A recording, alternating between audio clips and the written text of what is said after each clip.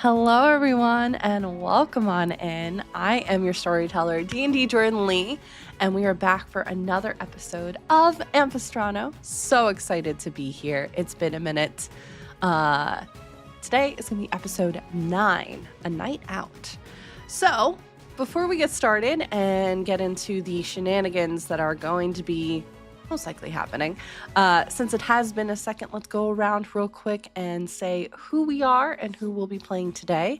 And I'm going to be starting with Mott's. Hello, I'm Mott's. My pronouns are she, they, and Ostani also has the same pronouns. I'll be playing Ostani of the Veil, our centaur cleric here. Wonderful, thank you. We'll head over to Sin.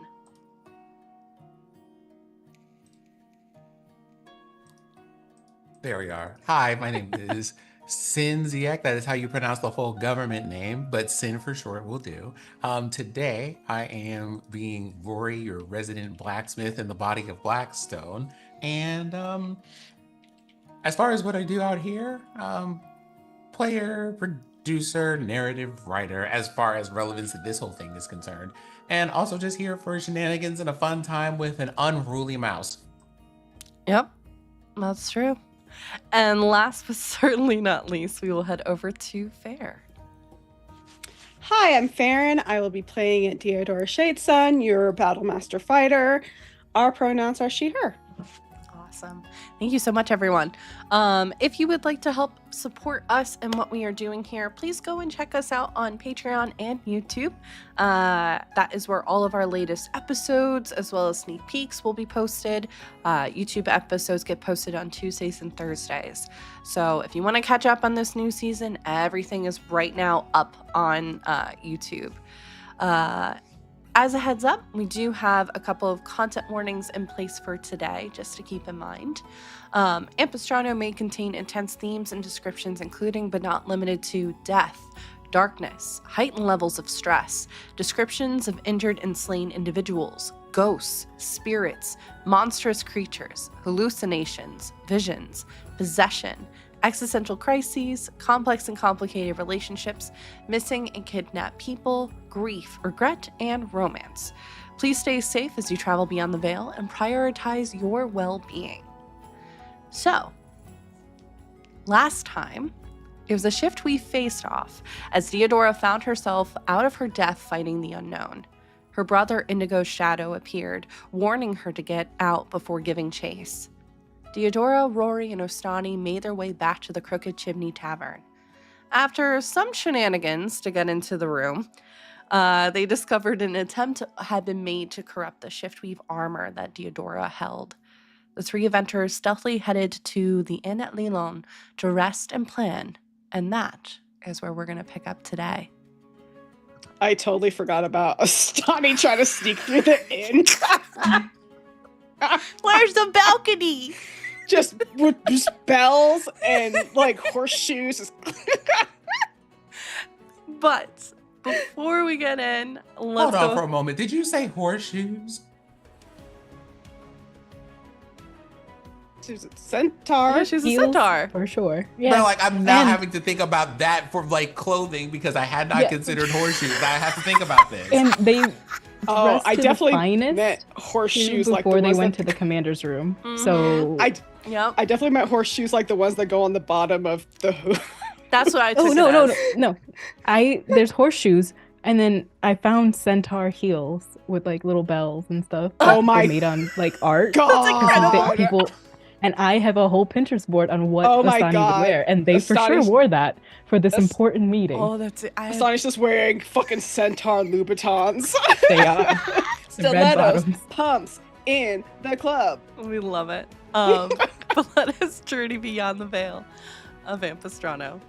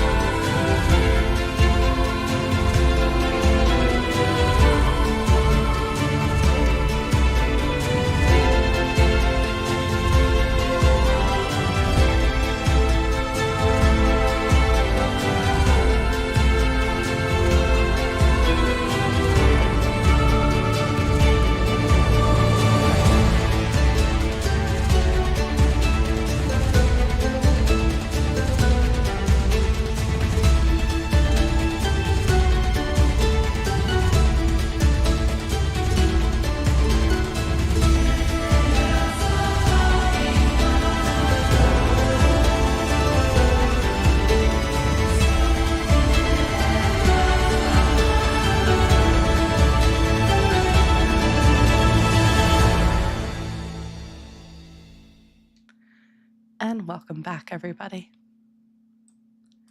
So, Astani, what was it like for you before Astani joined the Vale Temple?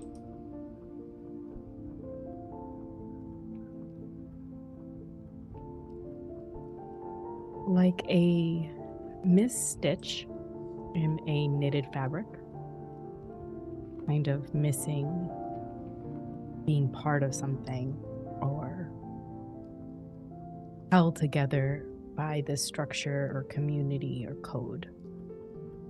There was this life before of healing that felt so hard to keep up with. The community was good and the code was right to heal. When you kept losing more than you would, it just became difficult. So life before the veil, before the lady, before the world that is this temple district, it felt like limbo.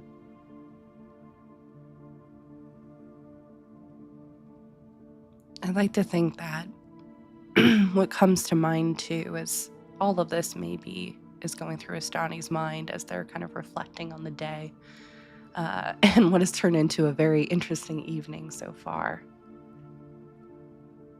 What was the kind of life that Ostani led before? Imagining living on and that stained glass window back at the temple, what that represents.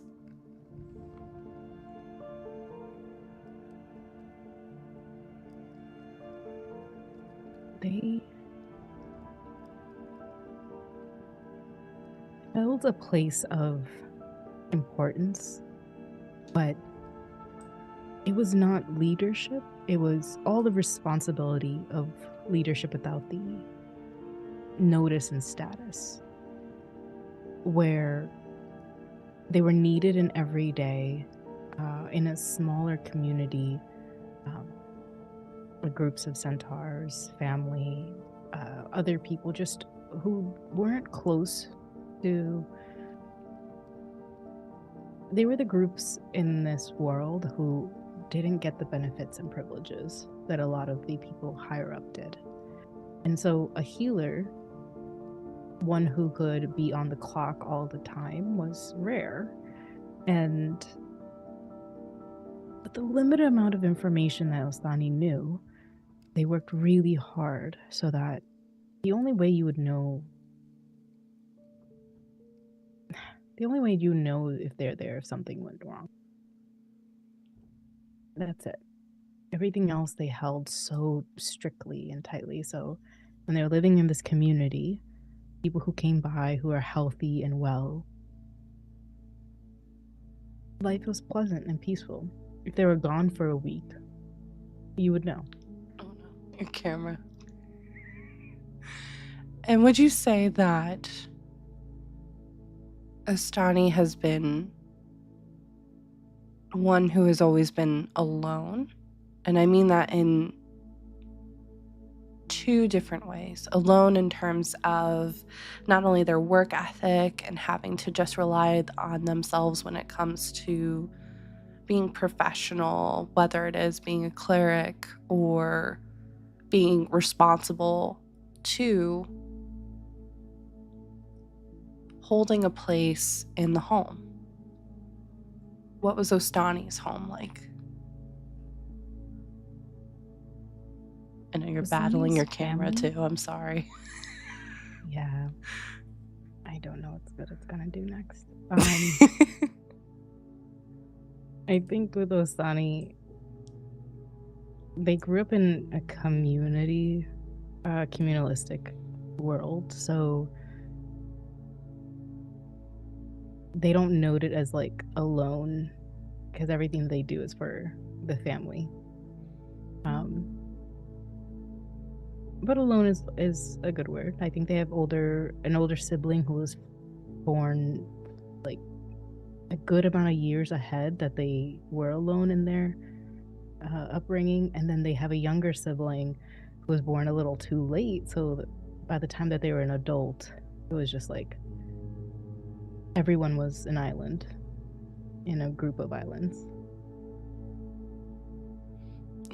I have to imagine with that too, with these scattered islands that are oftentimes so close together, but also too feel so far apart. Astani, were you one that often found yourself bridging that gap between the islands, or yeah? Their work as a healer, Yeah. their experience going from small community to try and get them to vocalize their concerns.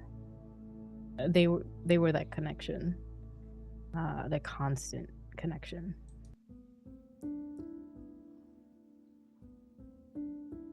Connection. In the span of the last day, your connections have expanded.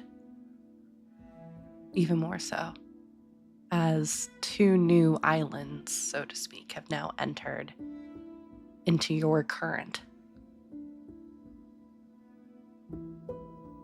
And already, it's looking a little bit chaotic, but nothing you can't handle. All of these thoughts are kind of swirling around in your head as a memory comes to the surface of you. What age roughly was Astani when she came to the Vale Temple? Later in life, so 30s. Okay. So, probably feeling at times a little bit out of place, because typically the Vale Temple welcomes all ages, but that kind of moving through the fledglings starts typically in teens and moves up. So always being in your own orbit, as progressing. But one of your first memories of Keeper Reyna welcoming you to the temple. Eyes always, almost all-seeing, all-knowing. Warmth. Perhaps this place being a true home, not only for yourself, for your beliefs, and for you to do that work. Leaving behind whatever legacy that it is. Whether that's something that Astani you knew at the time that you first joined, or came later.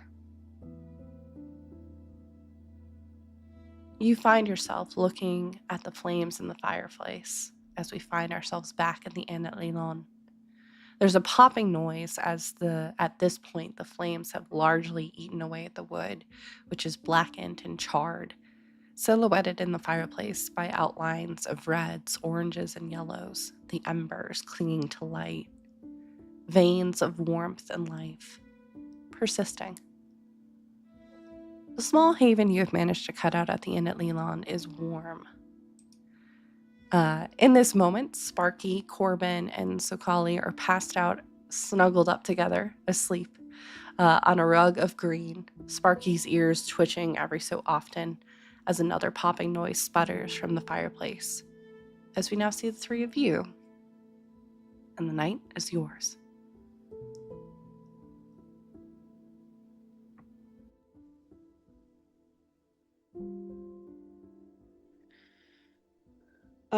I think Theodora is just sort of like sitting on her bed, contemplating like the fire in like looking at the fire, but contemplating like the armor that was targeted, and still just every once in a while glancing over at it and then sort of glancing away, like still hesitant about it, but not wanting to say anything.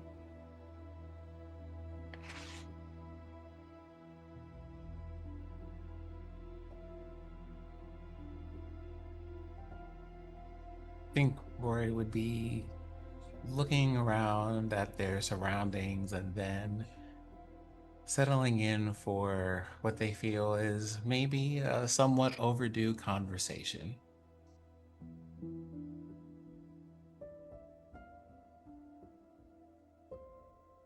Also, kind of pondering the whole thing with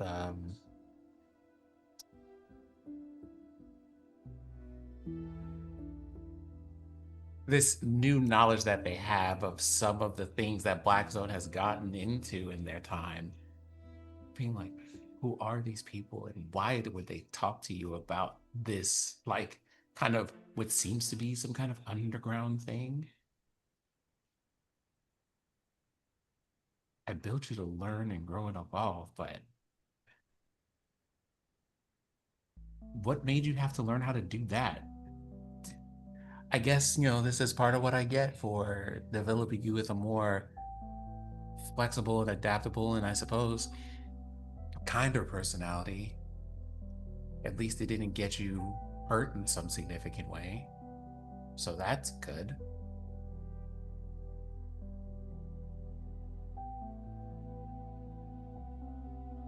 I think for a moment there's like a sense of wonder at it's the most unique way I think that anybody has ever gotten to experience a thing that they built before.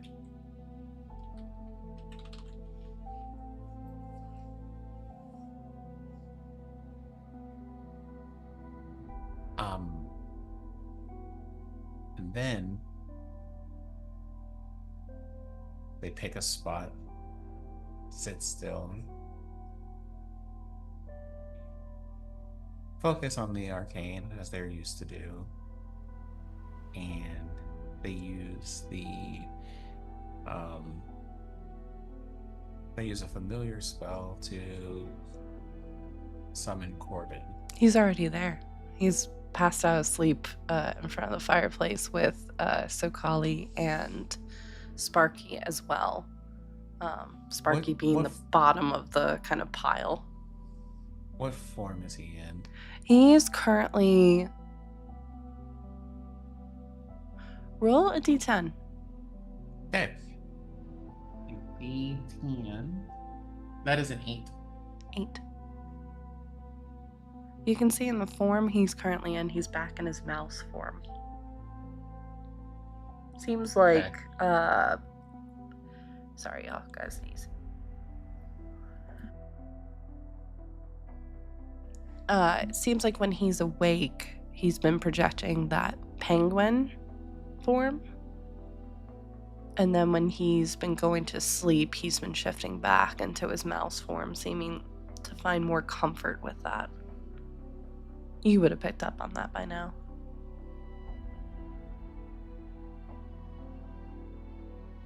Okay. In that case,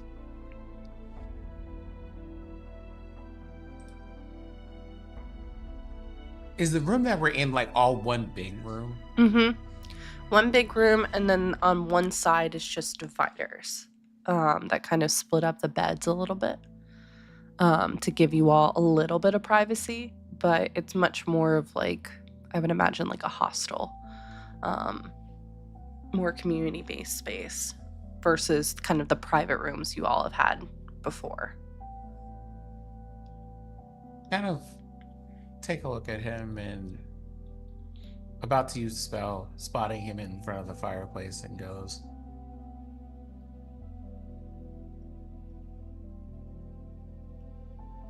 perhaps in the morning then.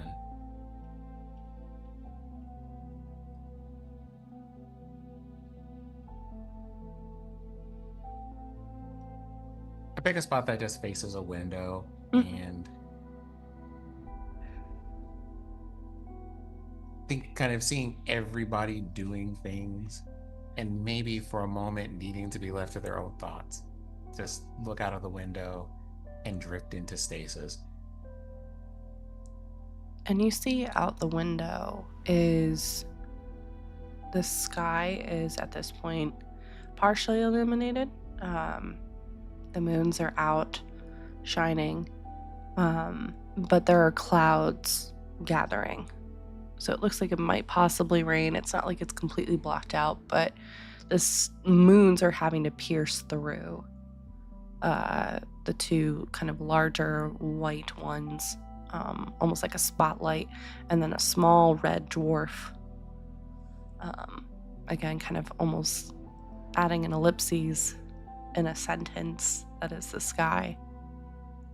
You can see from your view tons of candlelight from various houses and homes all over the place, as lives are moving on. Some look like they're getting ready to help people as they're going to stay up for a very long time, while others look like they're slowly winding down for the evening. Every now and then you hear kind of laughter in the distance of like some of the taverns and stuff in the area, the neighing of horses as they're moving through the streets, as several carts are moving through on a late night. Life is kind of moving onwards. But you're able to go into stasis if that's what you wish.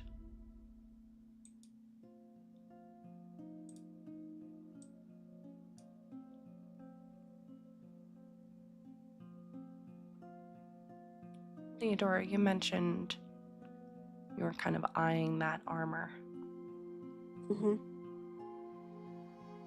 What are some of the thoughts that are kind of going through Theodora's head right now about him? I don't know if it's so much about the armor itself, but more so just like her feelings about the dream that she had, and then everything that happened just to get this armor. She's still grappling with that. Maybe in some ways, not like fully thinking like I'm not worthy of this, but more so like I don't know if this should be mine. You know what I mean?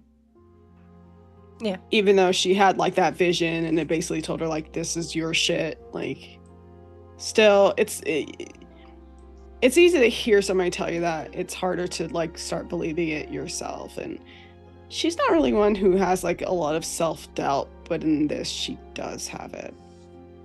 'Cause it's also like,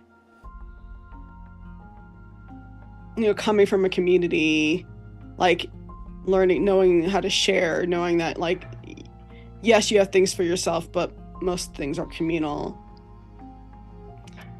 Kind of wondering like, well, why just me?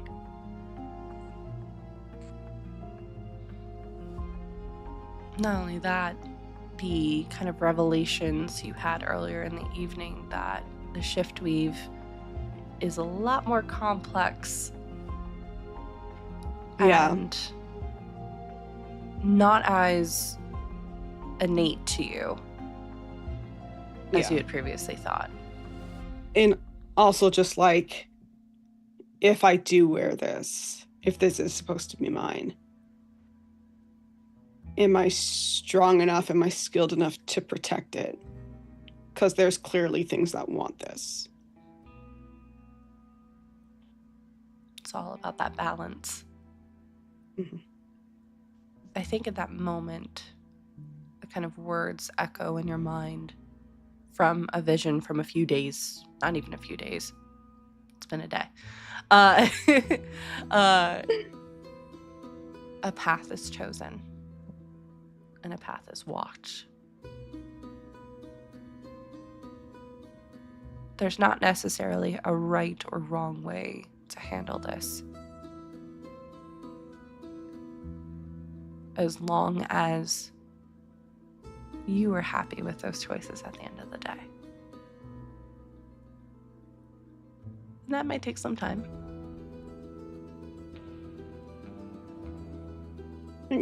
Those words echo in my mind, and I think in response I just say, I think in my head, rather.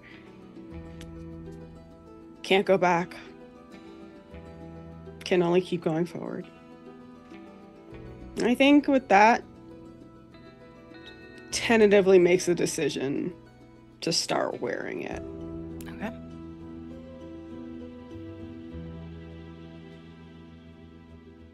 I imagine you're not putting it on tonight, though. Or are you? I mean, as far as I know, you're not leaving. True.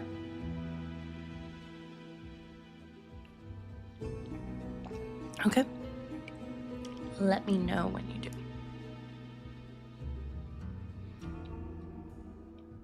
Okay. Do we have an Astani? I think Astani. Audio version. Astani is checking her scry spell. Yeah, she's speaking to the Veil in this moment. The Veil is using her camera at this time. Okay. Checking in with everybody, because if not, you'll speed forward. Is there anything you all want to do before the next day? No. Okay. As you all find rest across town,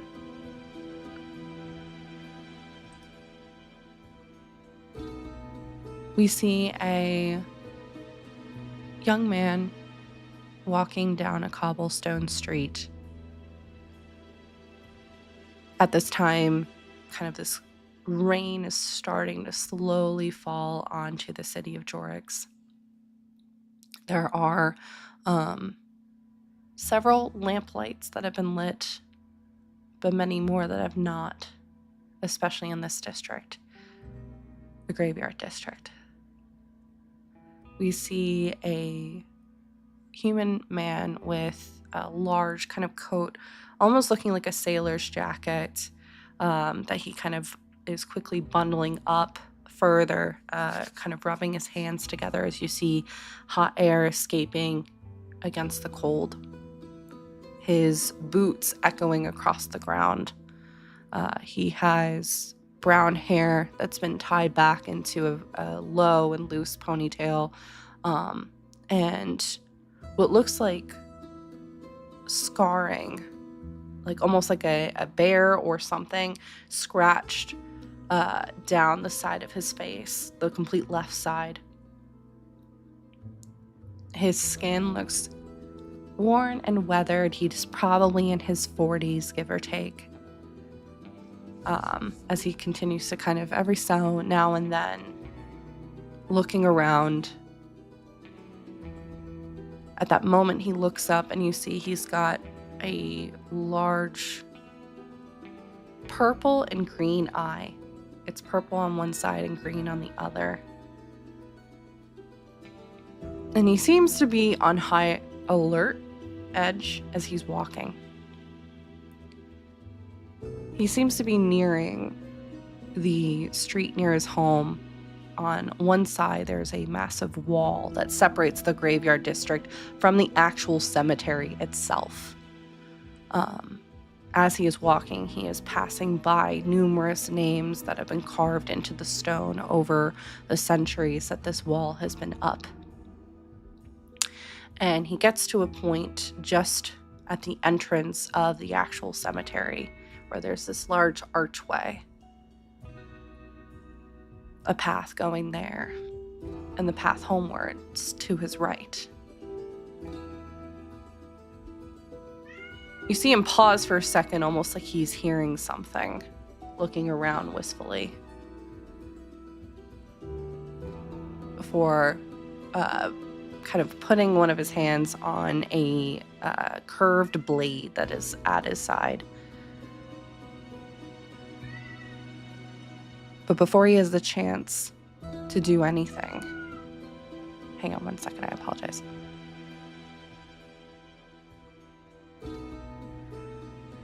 Before he has a second to do anything, a light comes from the cemetery district, illuminating his face. and you see it slowly transform into a look of horror. There's a guttural sound.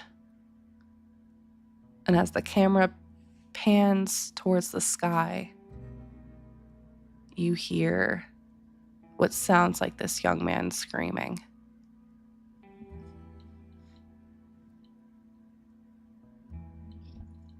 The next day, morning arises. It is rainy, it is dreary, it is cold this morning. You all are cold as the fire has slowly died out in this room as well. That kind of warmth, even with the blankets, thank you, Salem, seemingly absent. So imagine probably a few of you are maybe shivering as you get up. You can see your breath as you move about. Who is up first for the day? Oh, Astani. Okay. Astani would be up for sunset and sunrise ceremonies at like a clock. Even if they have to go back to bed, their brain, they're just, huh? Okay, I'm not needed. But if they are, their head is up first. Love it. And how do you greet the morning for this sunrise ceremony? That you're not at the temple, so how would, and you've done it before, how do you hold that service for yourself? They think of the eyes blinking as a sunrise and sunset to themselves. So when they wake up, the first thing that they think of is, I will open my eyes to greet the day as the sun greets the morn. And as they open their eyes, they're expecting Sakali to immediately jump on their face. So Kali has seemingly abandoned Sparky and has burrowed themselves underneath the blankets with you.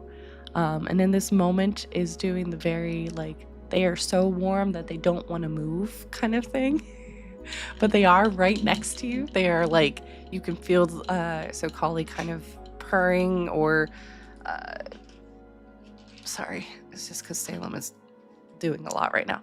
But I imagine kind of purring or giving some very satisfied kind of noises in their sleep. And as you kind of shift, they kind of burrow even further into you, seemingly trying to like make a little den out of the blankets and the warmth that you were giving them.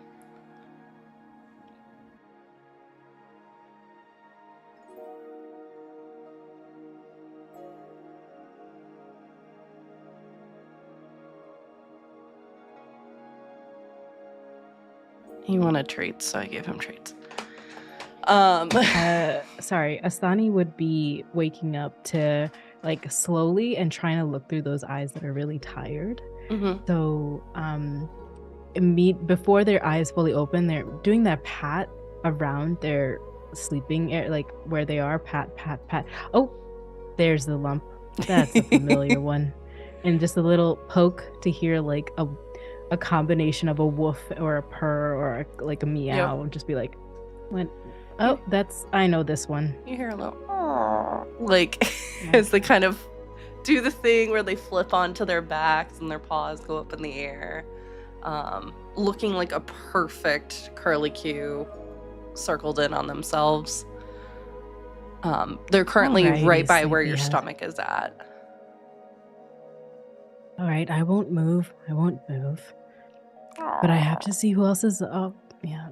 Okay, I'm stark still. Call me the winter frost. Okay? And then looking to the left and right to see where everyone else is at this point of the morning. Blackstone / Rory, did you pass out stasis in the chair or did you make your way over to a bed? Oh no, I just stayed in the chair. Okay. You see Rory sitting in a chair, probably at this time slowly coming into stasis. You can see the lights slowly starting to flare up where Rory's eyes are. Are you wearing the mask, Rory, or no? I probably fell asleep with it on. Okay, so you're probably seeing it behind this mask that they are wearing at this time. Even now, like, you can see just the spark of energy kind of moving through. Corbin is nowhere in sight. Seems to have also dipped the moment that it got too cold in the room. Said fuck this and kind of went to their other place of residence. As you come to, and then Sparky is fully on Deodora, I imagine. Just like a second or third blink. Just completely. It's very much that dog that thinks they're a lap dog. They're not a lap dog anymore. Like. It's fine. Deodora's strong enough. Yep. But probably she's just resting there comfortably. But probably the two of you are also slowly coming to wake, especially with, again, just how cold it is. It's not freezing, like, because again, it's not snowing outside, but it is definitely one of those days of like, oh, okay, I might need to put the heat on today, or like, have a fire in the fireplace kind of vibe. Mm-hmm. Definitely not walking out of here without socks. No, definitely not. The floor's cold. Got it. Yep. Okay. Yep. But you all find yourselves awakened. You can hear faintly outside as literally dawn has just happened. Just broken through the horizon, and you can see the kind of beautifulness of the rays of the sun as it's rising across Jorix itself, which almost has like this blue navy kind of tint to it, as the light and the dark of the night are kind of temporarily blending into this lighter kind of coloring. Rainy day for sure, but you can see the sun is definitely trying to fight through it. And like I said, you can hear a number of people getting up. It's probably in the equivalent of today. It's probably right around like 5:36 in the morning. So you can definitely see and hear people getting ready to head to work, begin their days. Some people ending their days, as some are. You do see some very tired Crown's Guard kind of moving about. But the day is yours.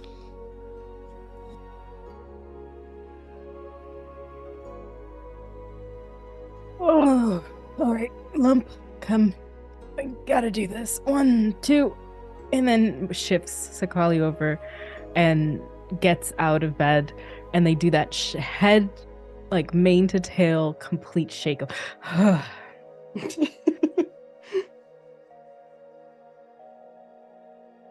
Well, good morning. I trust all of you slept well. Good. Good indeed. I did sleep.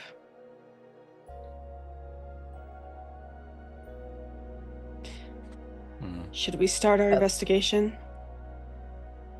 After breakfast, I mean. Could I just do a quick insight on that? I did sleep. Sure. Fair. If you would like to roll deception, or if you want to be truthful, I will let you decide. Theodore's not a liar.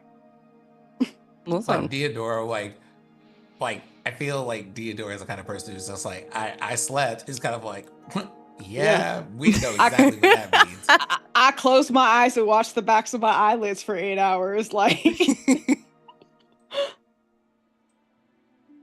Yeah, I think I'm gonna use their passive insight of 18 and just be like, Oh, Asani's just like, well, night is for sleep.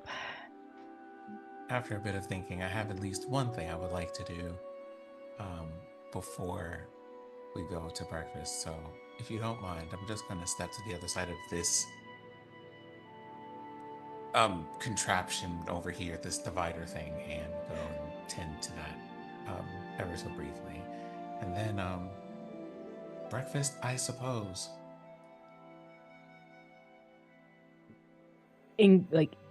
Instantaneous stomach grumbling from Asani, and then like hand to stomach Breakfast. You say that Yes. word, and so Kali, you see the little paw moving on the bed. I His mean, little sleepy eyes BREAKFAST. locking on you.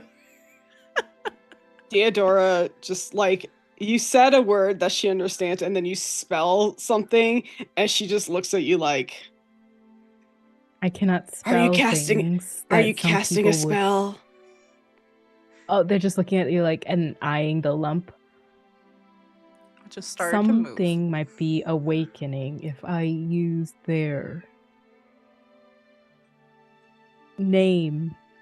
Look at the lump. And if I use the word that is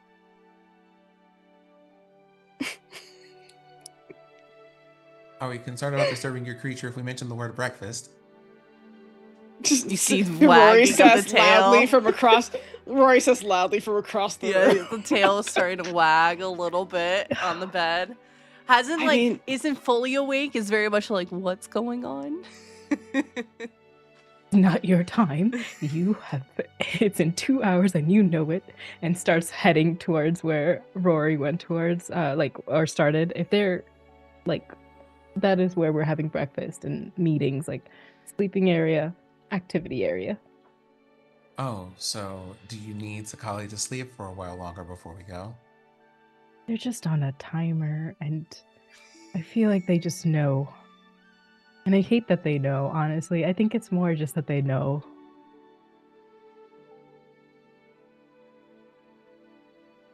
I don't understand that, but okay. You know something? I would like to use. I would just like, without saying anything, I would like to use telepathy to see what Sakali's like surface level thoughts are right now. Are Okay. they happy and playing about in the field? That type of thing. It's very much what comes to mind is a small room with a stained glass window that is showing seemingly the farmlands just outside of Jorix. Everything is massive, so it seems like you might be the size of Sokali in this kind of surface level vision that you're getting. They are very happily seemingly have curled around a number of kind of the warm teddies and like other kind of stuffed animals that Ostani may have in the room. But every now and then, almost like an echo, you do hear the word breakfast. And when that happens, they kind of stir. Kind of like a dog waiting for like a squirrel moving in a yard. And then when it disappears, they start to lull back, and then it echoes again. Eyes bigger. Looking like tail wagging more. And you can see like a little bit of drool starting to form before they are like slowly lulled back to sleep. And I think in this moment, the image of Ostani kind of fading out of their vision, as they are aware that Ostani is not right next to them anymore. But yeah, they're seemingly in that in between of asleep and fully like awake. Okay. Fascinating. Well, okay. I will do my best not to mention our morning plans around your pet so as not to disturb their sleep. There is this immediate, I do this for them. If they wake up, they wake up. Like, don't worry. But then that face turns to, all right. Good. They'll get rowdy later. As for you, I'm going to, and I very, very sleight of hand. I will take a 10 on the sleight of hand, and that's still a 21, right? I'm just going to take this sleight of hand and just go, you can have one of these. I very technically don't have a need for them. It's trail rations.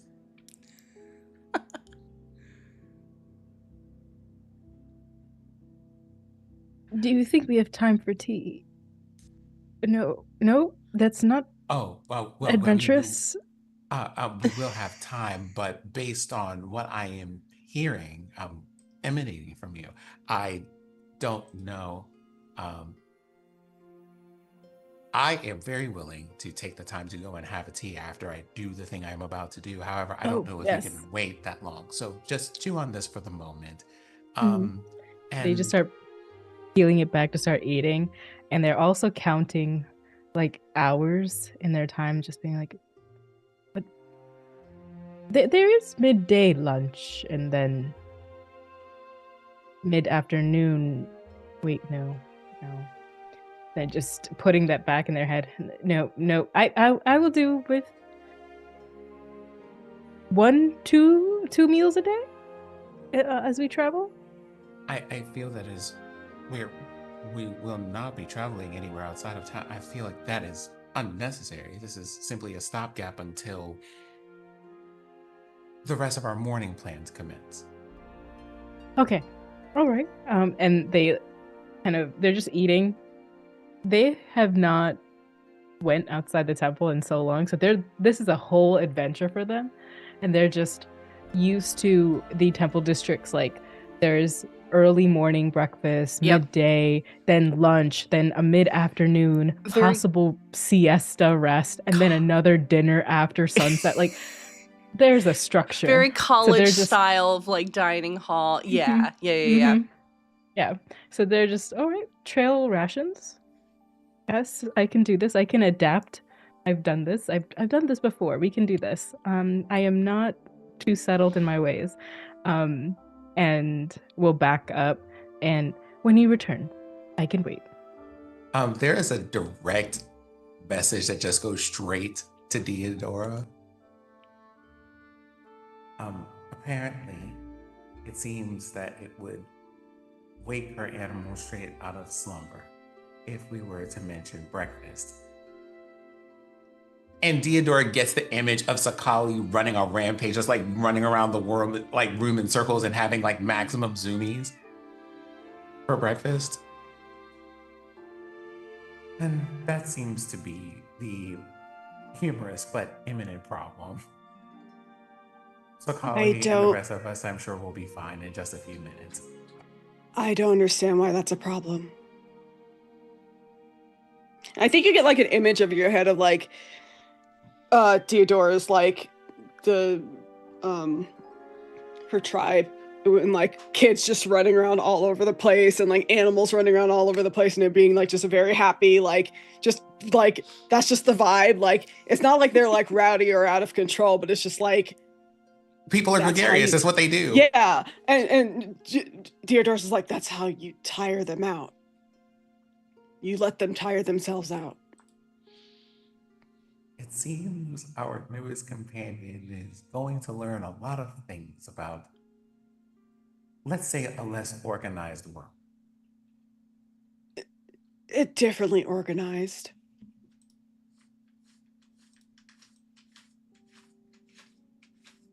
A much better way to consider that, yes.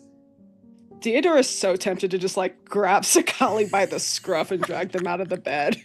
She did say she was going to train them. And I feel like this is like not far off. Wake up. You're adventurers now. Well, I suppose if you wanted to, this would be a great introduction to training and being like, hi, here is a different structure to your day. Welcome.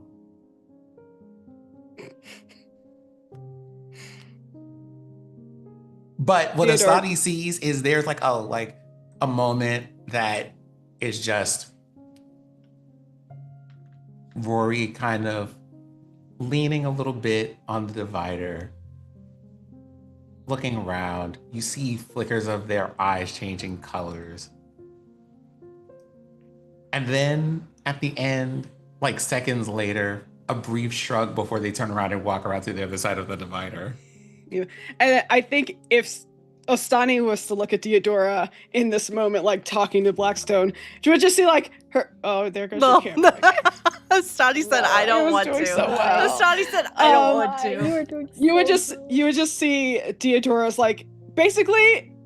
You don't know what they're saying, but it's just like confusion, and then like what, and then like I'm gonna do that. Like you could just see like just like all the like the emotions like fly. Her face it's a subtitle. She doesn't have to say anything. You know, there's just a lot of thought going on right now. And then I think as Rory goes behind the divider, Theodora reaches underneath the blanket and grabs the collie by the scruff and says, "We're leaving. Let's go." And like snaps their fingers and have them sit next to Sparky.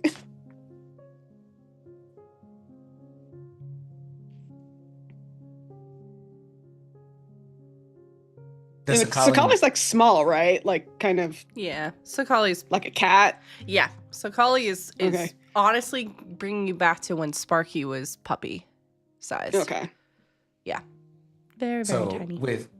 Do they wake up when Theodora calls them? Yeah. I don't call them. I grab them out of the bed. I'm like yelp. By like when you grab a kitten by that extra fat, like that extra skin. Yeah. Awesome. Amazing. Welcome back. Here you are. So she's invisible now. Yeah.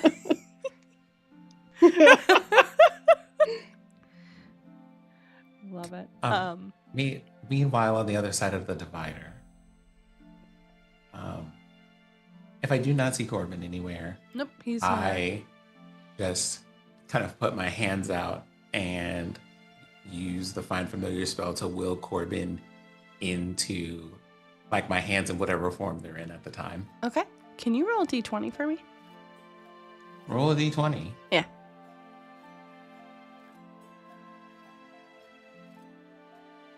That is a 9. Okay. You do the spell, focusing in. And for a moment, you see the outline of him pop up. Mm-hmm. And as it's solidifying, disappears again. Okay, hold on for a moment. Actually, yeah, I think I'm going to do that. Okay. And then we're going to do one of these. Do I have that one? I do. Okay. Okay.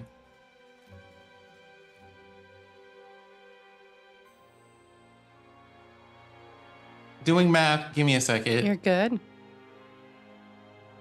Okay. I just repeat the spell and go. Corbin, we're going to have to get along. That is a 19 on persuasion. Okay. What does it look like as you're focusing in this time? It's familiar and calm. Just me being like, it's a visual. Like, I think for Rory, a lot of things are similar to what they built in for Blackstone. It's a thing that they visualize. So because it's a familiar spell, I visualize Corbin in the form of, in the form of a mouse in my hands. Corbin in this case is wearing a feather boa. Okay. Okay. And he does indeed pop up wearing said feather boa. And immediately you see him, he seems like he just woke up. So he kind of is doing the blink of like, oh God, I'm awake. So very much that, and his little paws coming up to like rub his eyes a little bit before like quickly rubbing his shoulders as he's cold. So, before kind of looking at you with a pretty neutral expression, because along with the boa there, still you see at this time he is very Get up. quickly putting the mask on. I take a moment because I still have my mask on and go, Corbin.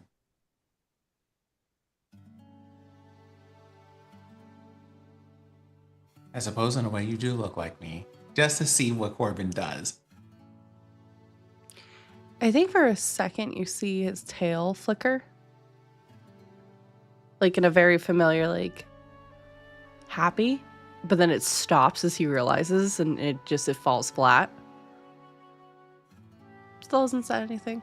It's just kind of looking at you like...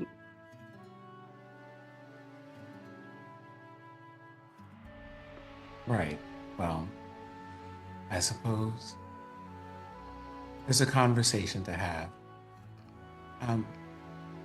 As I understand from your many adventures with Blackstone, you have come to enjoy fashion.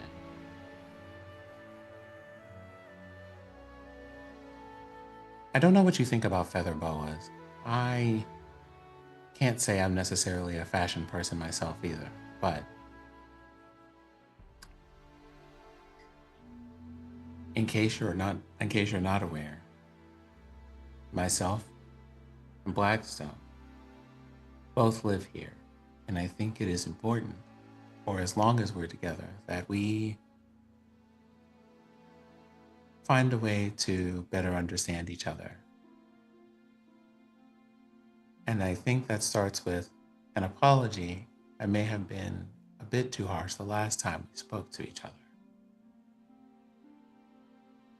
It kind of sits in your palm.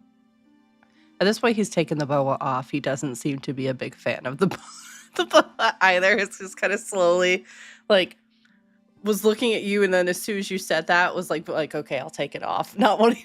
They're not, because it's not made out of the finest Aarakocra feathers. Okay, you didn't do it right. It's like like part of the magic. So if they take it off, it just dissolves into the ether. Yeah. But it was seemingly waiting for your cue on if you were liking how it looked or not. And as soon as you said that, was like, oh, thank God. Let me get this off, please. Now, while I'm not necessarily a person who is too into the height of fashion, perhaps as an inventor, I can fashion something that might help you better organize your clothes. I am a person who experiments, builds things, tries to investigate and understand stuff. And Blackstone, as you understand them, was built to do similar things. To learn, to evolve, and to expand. And then they found you, a person who really likes clothes, and bought you a lot of clothes.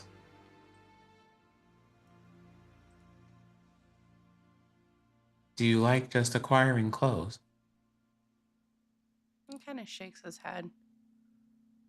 And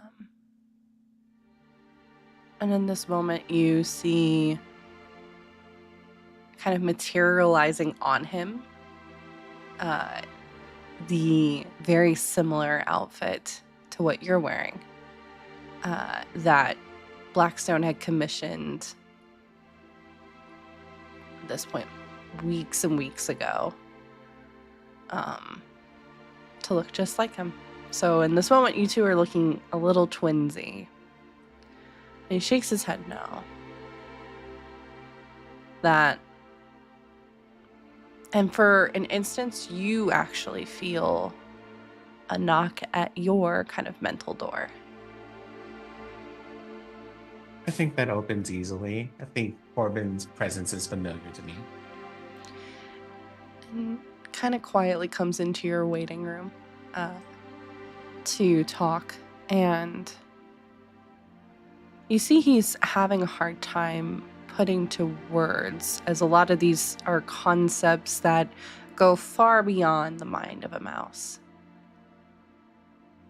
But instead of these kind of cinematic record of like all the clothes he's worn, instead you get a slew of different memories. You get the memory of when Blackstone and him were at the Harvest Festival back in Illipin, when the clothing was first commissioned and he did that fashion show. But interestingly enough, the camera is not focused and panned on him and the clothes. He's definitely in the forefront, but at all points, as you're going to see in these memories, Blackstone present. Almost like where they are in the frame is almost like the sun or the moon. And there's a warmth that comes to that. A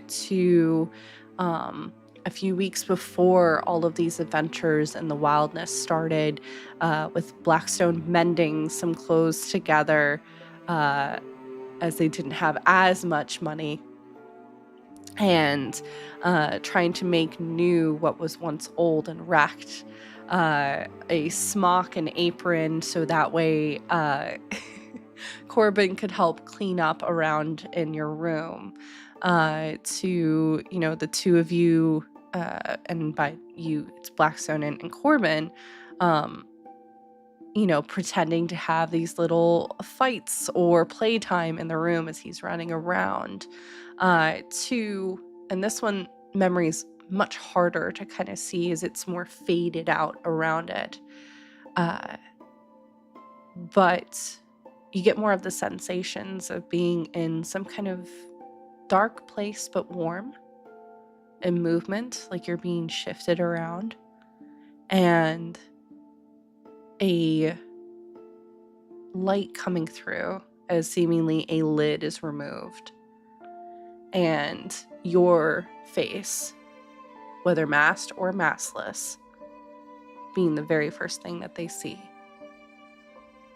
All those years ago when they were just a little baby mouse.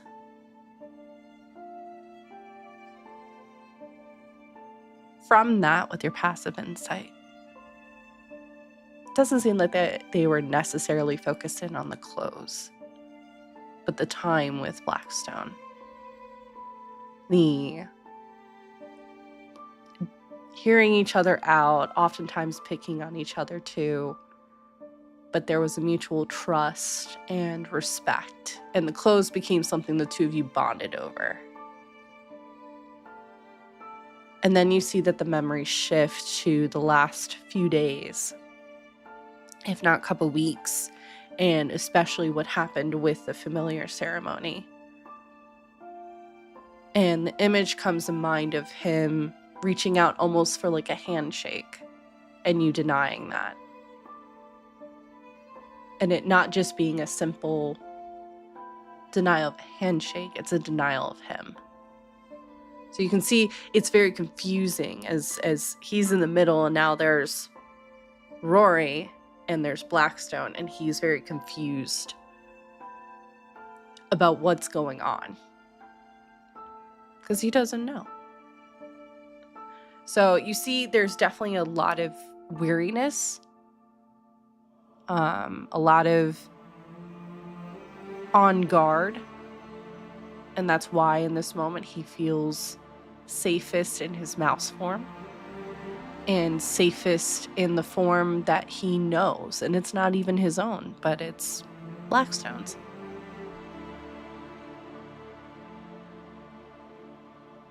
So all of that kind of comes flooding into your mind.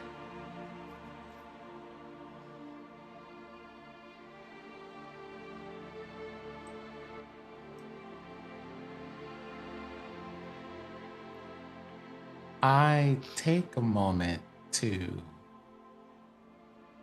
construct an image that Corbin can understand. And in the scene, there is an image of a home. I'm at a workbench measuring out a box of some kind. It's being made with partly with wood and partly with some kind of weird ethereal string. And Blackstone comes into the room with a big bundle of extra clothes. You both meet together at a table. I have put the box on the table, and then Blackstone has put clothes on the table. And on said table is just Corbin looking at things.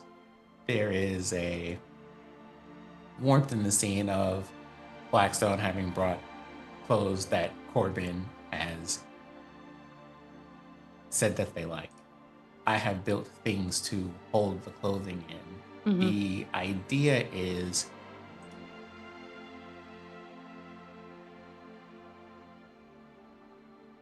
everybody here cares about each other, but they do it different.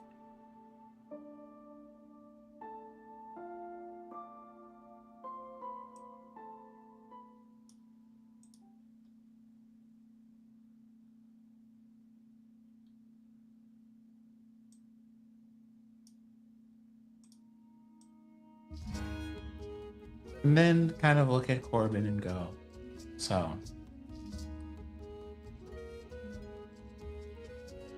I think you and Blackstone have a very special bond when it comes to clothes. But you and I are going to have to make a bond of our own. And if you don't mind, I would like to.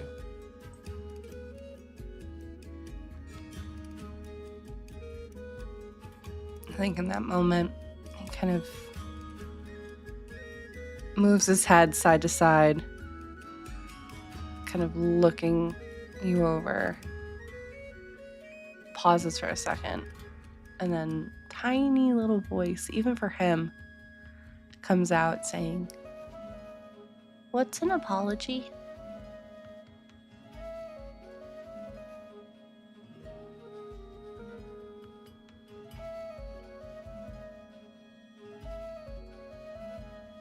You said I'm getting one? Did I do something wrong? No.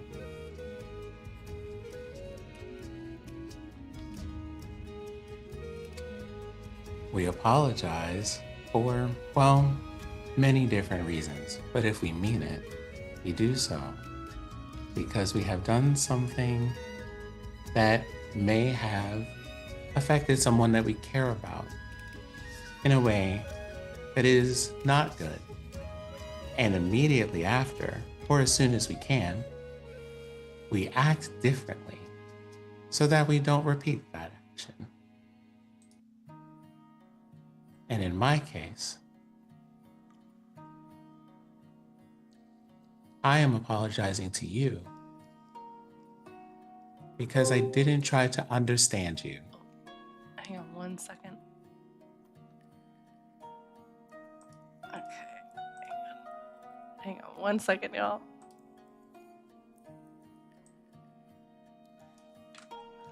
Let's see if I can do this on the fly. Tech Gremlin's abound today. Okay. You know what we will do real quick? Why don't we take our break here and then we will pick up? How about that? Well, I mean, it is right about our break time, so that yeah, works. so we'll pick up with this in a few minutes, y'all. Hang on tight. Thank you all so much. Thank you for the raid. And we will be back in just a few minutes. So see you all shortly.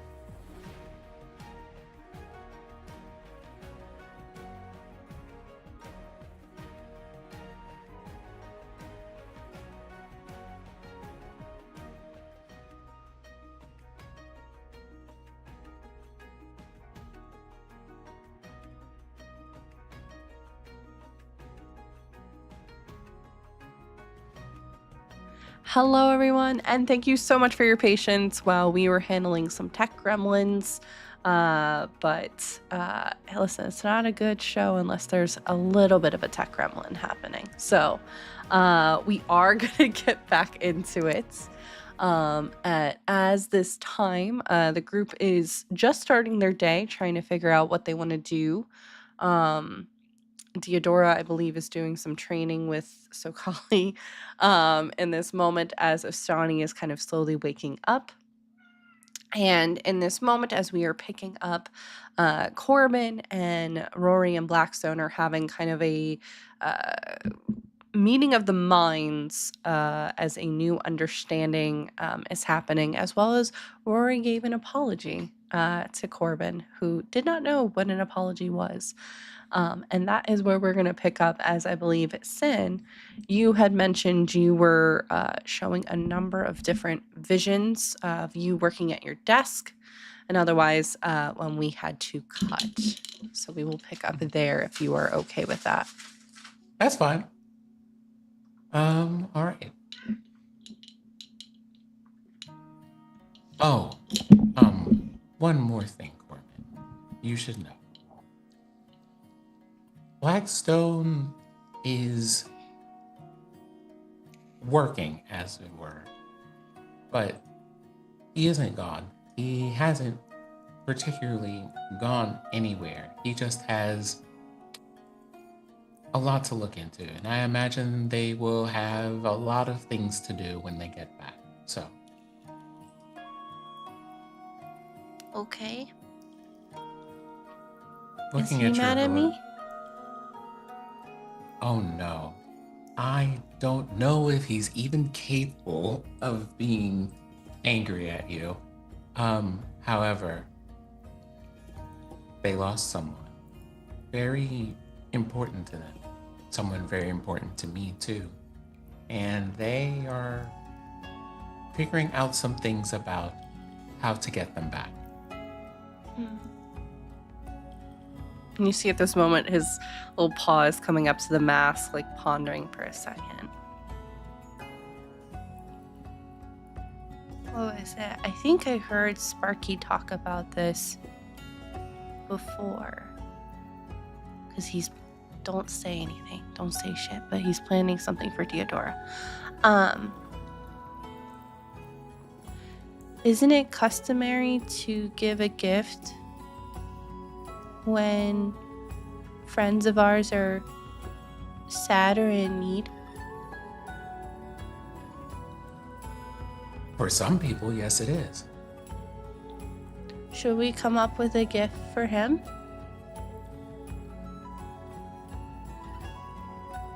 And I guess you too, you kind of see his head cocking as he's trying to like figure out the logistics. I think there is a bit of a warmth here because Corbin has said we should create something. Mhm. This is a thing that Rory enjoys. So, well, if you think making something for Blackstone would be a good idea, I would love to help you make something. Mm-hmm. Kind of nods. You could do that, and I guess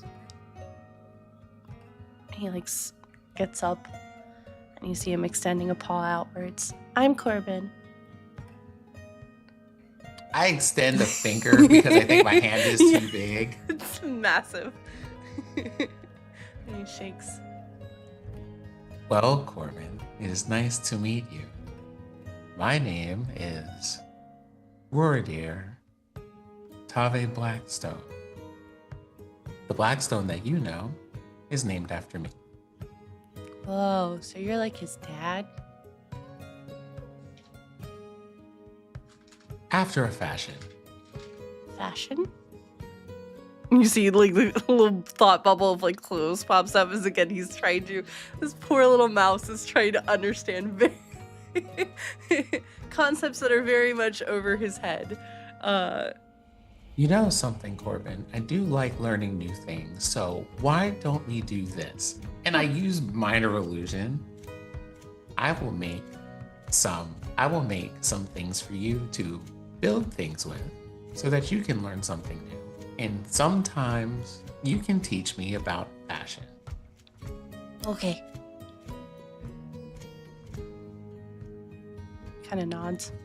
And then you see him kind of looking over and then looking you up and down and goes, well, we got to figure out what your sense of style is, because right now this is all Blackstone. This isn't Rory. This is true, but He's like, let me think on it. Let me think.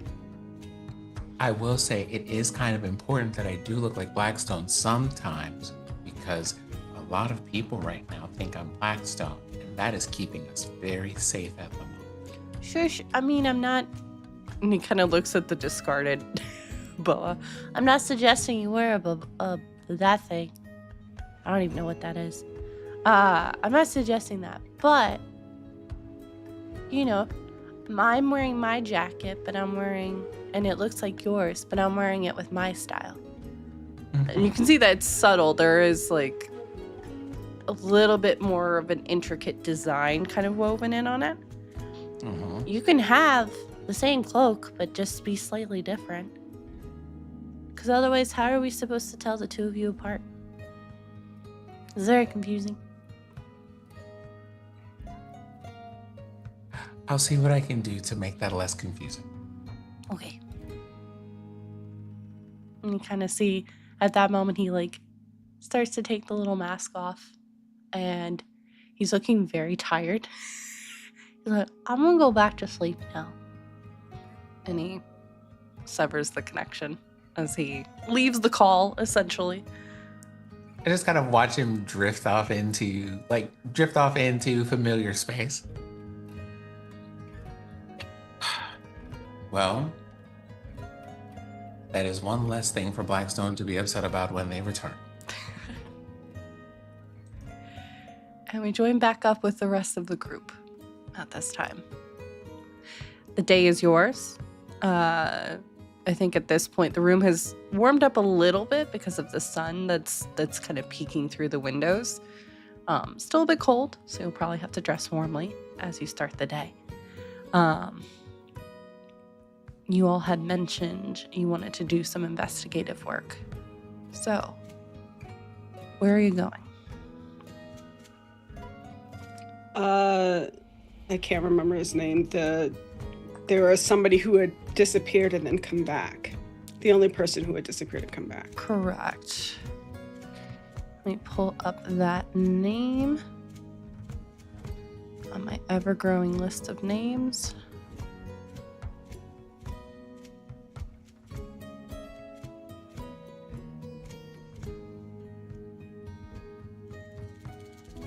Let's see. Sorry, y'all. Give me 1 second. It's been a minute since I've looked at these notes. There you are. Okay. Eri had been mentioned as returned. E-R-I. Reported as living in the Strand by the farming districts in the outer areas of Jorix. They had some also, because this was also notable, some relations or some connections with the castle themselves. They were like a steward or something, right? Correct, yes. And then had been dismissed some weeks ago. They just arrived back. Yeah, he was the personal attendant of the king. Correct. And then got recently let go. Mm-hmm. But they're the first ones to be reported as returning. So far, everyone that's gone missing has not returned. And so the commander also recommended giving them like the day or two to kind of rest, which at this point it would be fine. But that they're in the process of seeking some, medical attention from some of the clerics, and that they had been in discussion with several Crown's Guard, but that Tyneal's kind of balancing that, trying to not be too involved with the situation, not wanting to add more to Eri. seemingly very trying to be aware of the situation. Okay. So you want to head off to Ares, correct? Yeah. Okay. And I will don the armor. Okay. Can you roll a d20 for me, please? No. Okay. I just refuse. Okay. And I can do that. Okay. my once a session refusal.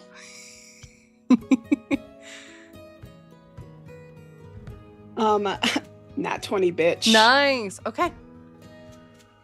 As you slip into the shift weavian suit, it feels like almost the suit was made for you. Like it's been waiting for you to just dawn itself.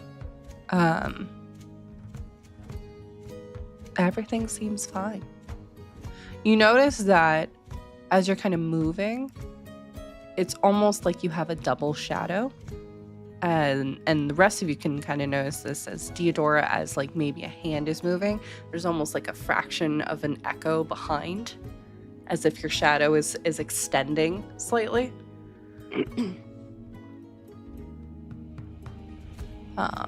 As we begin the attunement process. So, and I think I'll also take like my sigil of the Crown's Guard and put it on. okay. I'm gonna pose as a cop. Okay. All right. Noted. All right. Suit is worn. Anything else you want to do before you head out? Tyneal did give you the directions too, by the way, of like where to go. Although, Astani, you would know too. You know Jorik's like the back of your hand. So, because you've been all over. Okay. You all set off from the inn at Leon. And at that point, you do see Rory. You see, what's his name? There he is. Benji, the kind of Kenku raven, at this time looking very sleepy. Feathers are all askew. Oh no.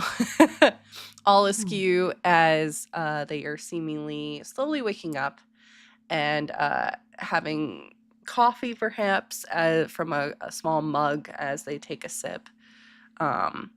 And yeah. Oh, I also just realized people are in different spots. Let me fix that real quick. Kind of gives a nod as you head out. Have a good day, Mr. Rubin, is all you hear as the door kind of shuts behind as you head out into the city. I look around to see who he's talking to. I'm like, Mr. Rubin. You know, it's what he does. Just I give them a nod as I head out for the day. You gonna say anything to your to your party members or no? Oh, like that there about the raven that's looking at us? Yeah, and no, being called said Reuben. Reuben. We're Yeah. like, Theodora's like, what the fuck? Oh, That's not his name. it's a code name, Theodora. Don't worry about it. Oh. Should I have one? I don't want one. You don't have to have one.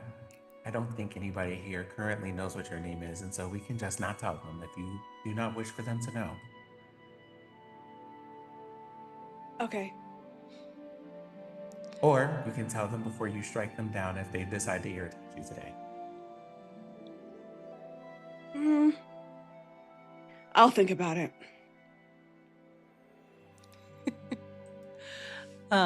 As you all walk, you can see at this point, and kind of here too, in the slight distance, as you're not as close as you once were, but the grotto, the marketplace, is definitely picked up, as it's probably at this point right around 8 or 9 in the morning.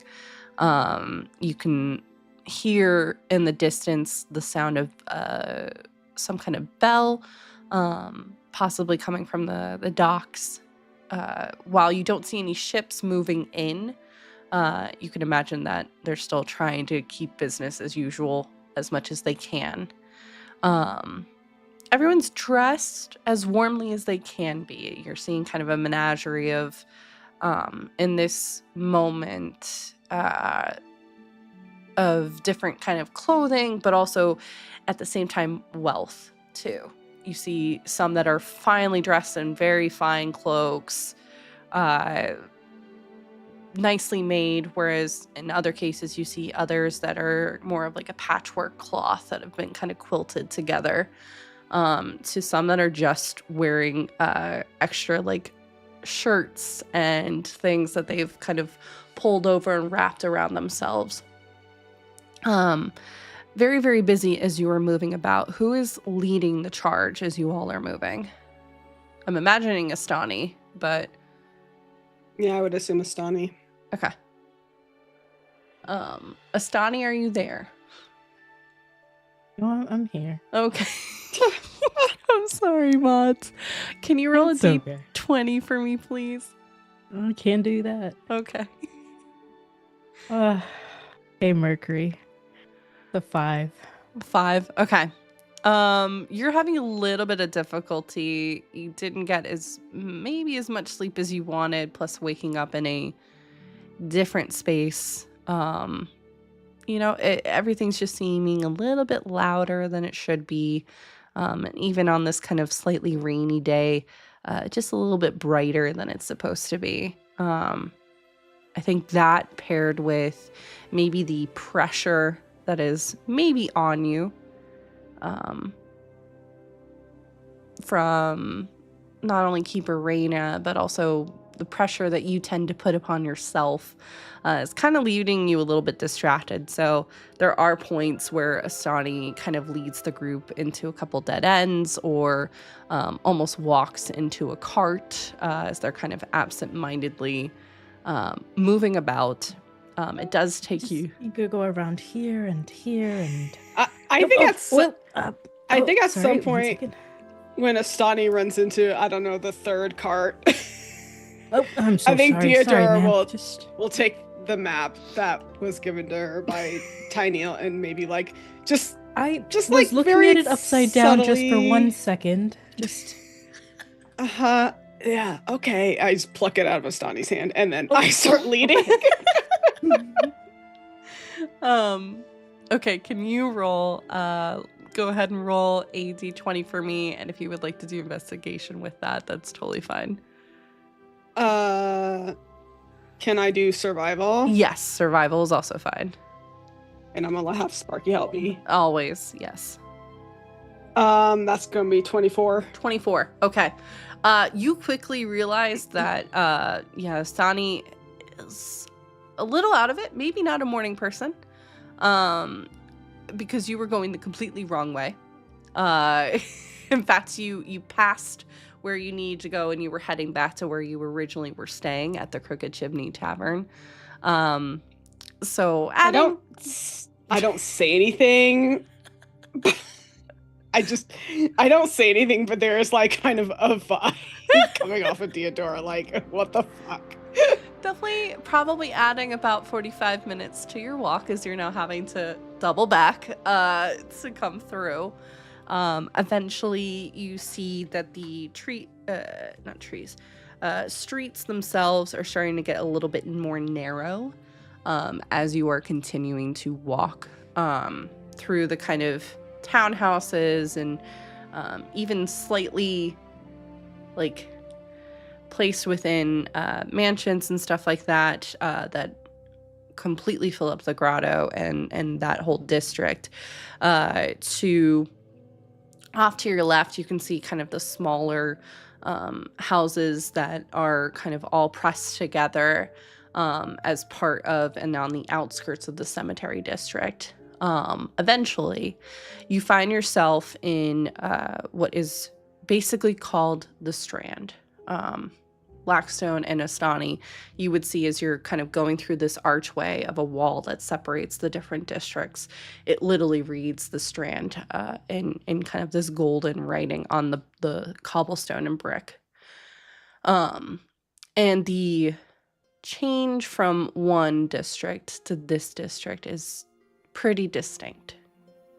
Most of the houses here are pretty dilapidated, pretty wrecked. You see many people that are moving about, shoeless, looking hungry. This is their way of life. You hear, though, in contrast to kind of the muddiness and the grit that is kind of all over this area, you hear laughter as children are playing. Playing with sticks, playing with rope. Some of them seem to be doing either like jump rope or I imagine you actually see several children moving about on those kind of stick with the horse heads with some kind of stuffed animal at the front. They're kind of like play running each other around in stark contrast to everything else. But most of the houses look like they're held together by a couple 2x4s. Not much of a Crown's Guard presence here either. You also have a perfect view of straight ahead through the much larger archway that separates the city of Jorix to the land around it is the farmland and several of the homesteads in the distance. As you all progress, you eventually find yourself on Waterwheel Street, which there are portions that are slightly underwater because of the rain. And you see on the 5th house on your left, Deodora, is a small kind of shack. And this is what it's marked on the map as Aries' house. You do see several candles. They're kind of lit within the windows. There you can hear, and you do hear Sparky kind of not woofing, but kind of just giving that acknowledgement of there is something going on over there. There is definitely movement. There is life that is happening there. And you do see every so often it looks like a woman who is dressed in similar style, though not as ostentatious as Astani, moving about in front of the windows. Seems to be some kind of cleric that's trying to offer aid, for instance. I think it's like we're moving through this area and just seeing like just how stark of a difference it is between where we were, and we were in like a great area. Yeah. But it's still better than this, and just seeing like literally there's like a line of demarcation in the city, and there's this hill of like rich people that just overlook all of this. I think Deodora feels even like she already kind of felt disgusted with the city just because of like just that clear like classism, but like seeing it like fully, it's like she's like disgusted with the city right now. Like, how could you let the people who work for you, the people who like, I bet all these people probably work in those farmlands, like, you know, or like somewhere like who serve the king, but they live in this type of like in this kind of like squalor, and like yes they're happy, but like it's just like she just doesn't understand like how you can see this and just let it happen and not want to help. And I think too, I'm not going to make you rule for it, but you've heard Commander Tyneal talk about the Strand and how he wishes and does try to do as much as he can. But oftentimes, and as you've seen within the last 24 hours, he sometimes has his hands tied with the higher ups not having the city's interests at heart. So there is definitely a distinct difference between people that really enjoy and support Tyneal, and especially now in the last couple of days, the dislike against the crown and the other higher-ups.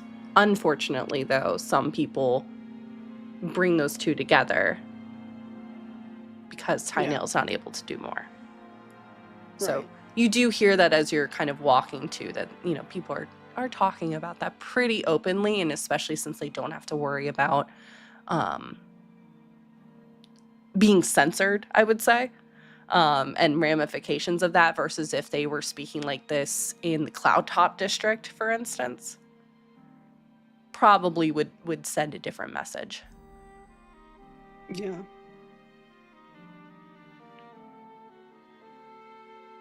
I will go up and knock on the door. You knock on the door, and a couple moments later, the door kind of slowly opens up, and you see a woman with kind of sharp cheeks, very kind of darkened eyes, looking very tired, if anything. Hair is kind of tied up in a loose bun, with hair kind of messy and out on all sides. She seems to be wearing some kind of uniform, not the temple uniform that I mentioned. This one looks almost like a maid outfit. So black kind of long sleeve shirt, white apron. You can actually see after a minute, you see two tiefling horns kind of picking out from the messy bun. She has a blue, like sapphire complexion, eyes that even in her tiredness are wide and very bright. As she takes you in, she is approximately about 5'6", 5'7", looks like she's in her early 50s, I would say. Hello? Hi, ma'am. I hope we're not bothering you. We heard that this is where Aerie resides, and we wanted to ask them some questions about their disappearance and return. Are you with... And first she eyes the crest, and she leans forward a little bit. Are you the one that Tyneal mentioned? Yes, ma'am. Perfect. Come in. Do you want any tea or anything? I'll have water, thank you. Of course. And she kind of opens the door. You see the floor is not completely flat. It's at a slight angle as you're kind of coming in. But you're immediately coming into this entranceway, and there's a set of stairs that go upwards. There's a small kind of sitting room, which you can see the door is partially opened, and you can see that that's where that cleric had been coming in and out of. It smells pretty good, although it smells, I would say, Deodora, you and actually all of you would pick this up immediately. Medicinal herbs are overpowering in this house. Like it's almost as if this house was doused with it. As you were walking in, very dimly lit house as well. But she kind of ushers you in. Did you want to go right in, and I can bring you your refreshments, or what do you need? What can I help with? I am, by the way, I'm Clara. It's nice to meet you. It's nice to meet you too. I'm Deodora. These are my companions, Rory and Astani. It's an absolute pleasure. I do want to go in and speak with Aerie, but I would want to speak to you first. Sure. Just wondering, the night that Aerie disappeared, did you notice anything strange? And you kind of know she gets a little bit quieter. And you can hear faintly from beyond that door, it sounds like panting as this is kind of happening. And you kind of see just a twinge of like kind kind of like, I'm blanking on the word. When you're in pain. Like a grimace? Thank you. That's the word I was looking for. It just was not anywhere in my head. Thank you. Just a grimace of that kind of shooting through her for a second. Why don't we talk back in the kitchen and then you can go in there. You kind of see her eyeing that door before going back in the hallway towards the kitchen. And as she is quickly busying herself with water and any other refreshments that Astani and Rory you wanted, you see her kind of pausing, her hands shaking slightly as she's pouring the different glasses, putting out some snacks as well to eat. They were late. We always eye clean for one of the noble families up in the Cloud Top district, so they usually come down from the castle and then we walk together back here to the Strand. And they were late. My Aerie is always extremely punctual. In fact, they they tend to get worried if they're early, if they're not early enough. Always eyes on the clock. And they were late. At first, I thought maybe they were held up. They had mentioned that they might be getting some kind of promotion, so I thought maybe they were celebrating, but usually Aries sends a message, a raven or something to me to let me know, and they didn't. So it was my husband actually came to collect me, and we came home thinking Aerie might join us later, and they didn't.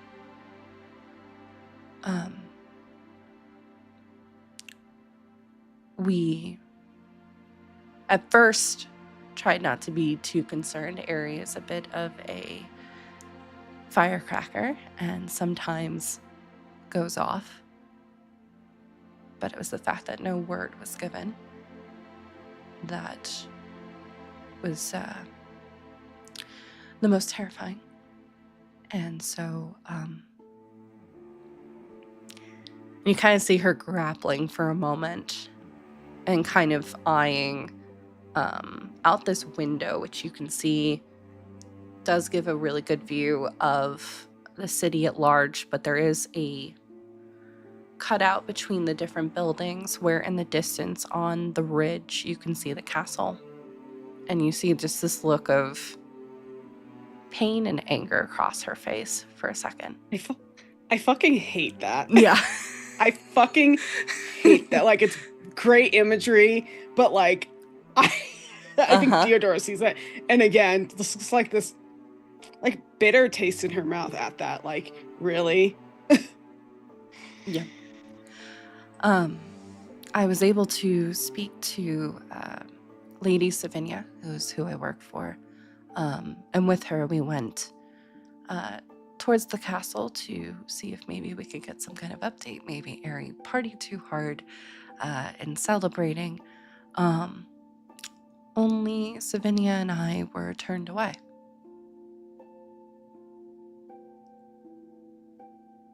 And told not to ask questions.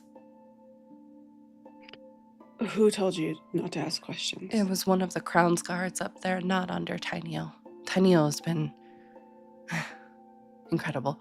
Not under him. I think it's under one of the other. And you just see she's like, there are tears that are in her eyes of just pain as she is reliving all of this. When you care about something or someone, you don't just give up when you're told to stop. Absolutely not.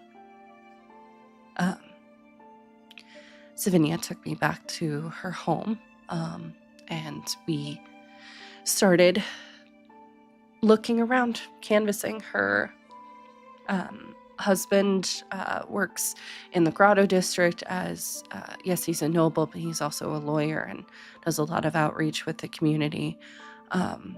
So we worked to try and figure out where Ari might be.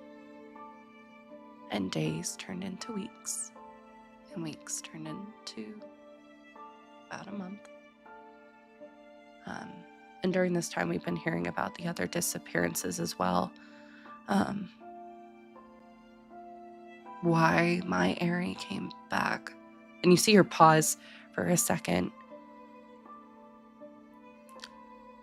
Why Ari came back, I don't know. We're grateful, but it's been a bit of a whirlwind. Of course.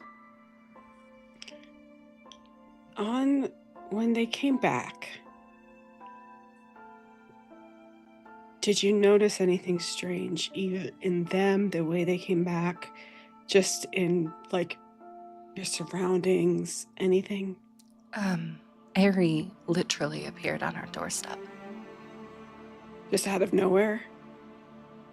We heard a sound of some kind of banging noise, and at first we thought maybe it was a Crown's Guard or one of the neighbors needing something.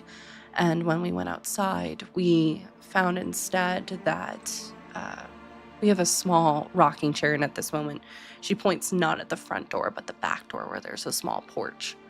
And you can see that from the kitchen, there is a small little rocking chair. We heard that hitting the door. And it wasn't stormy, like sometimes that happens. Instead, we went out and Ari was pushing the rocking chair up against the wall, which got our attention. They were a wreck. Practically screaming the moment they walked into this house. And you see her retracing the steps as she's kind of talking through it. Hair was long. It looked like they hadn't showered in weeks. Rat-bitten clothes. Smelling of seawater and earth. And then you see, like, this another wince of pain. And you'll see it when you go in. The biggest change beyond just their personality has been their arms. Singed. It looks like someone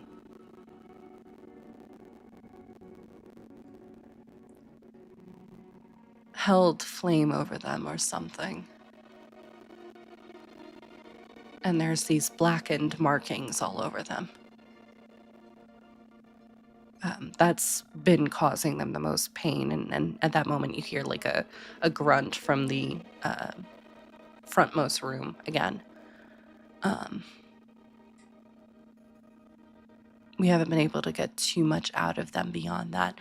Every now and then they start muttering nonsense that we haven't been able to piece together. What have they been saying? Something about a full moon and the hour of the beast is what we've been able to pick up so far. They keep mentioning too, they need to go back to the graveyard. I'm not sure if they mean the district or if they were somewhere else. I'm not sure.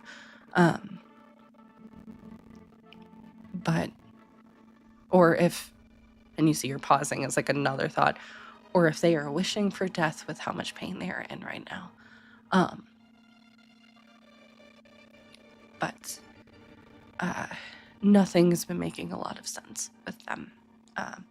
Ari, and you see you're kind of looking again towards the window, but underneath it is a small kind of sketch, not full portrait of, you see Ari with short hair that's kind of been braided around the top, almost like a small crown, bright kind of red eyes, but happy looking.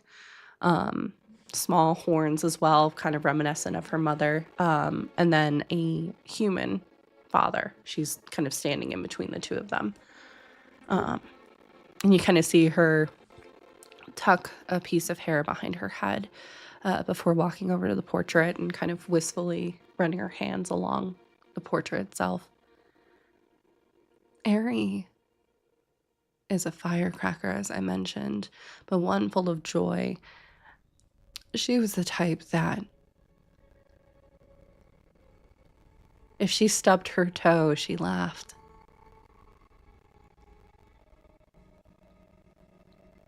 She held all of that in. So for her to... You kind of see her pausing again as there's like another grunt from the foremost room. For her to be this vocal. And she kind of pauses and then looks over at you, Deodora. Please tell me you're going to stop this.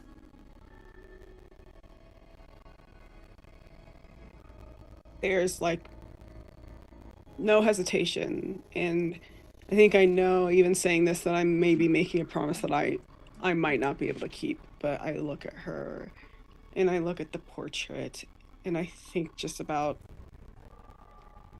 everything that we've been through, the people who've been lost because of other people's machinations, and even just thinking about the people in this area who are suffering and nobody's really taking care of them. And I look at her and I say, I'm going to stop it. We are going to stop it.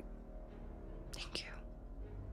Kind of just see a little bit of relief, but also like she is not also allowing herself to fully believe that too, just knowing the kind of double promise that's there. Ari has changed, but I still have the clothes that they were wearing. Sorry, because there's a rainbow in the kitchen. Yeah. If we can look at those clothes too, I would appreciate it. One, I have just, well, for now, one more question. I might have another question, but Sure. You said that they had mentioned getting a promotion. Yes. What was the promotion? Ari didn't get into specifics about what the promotion was, but from going to a personal steward to the kings to perhaps Ari wanted to go work for part of the cartographers guild portion. Has been studying maps, and you kind of see her eyeing upstairs for a second. So we were hoping that perhaps this was allowing for her to do some kind of internship or paid training for her to be able to do that.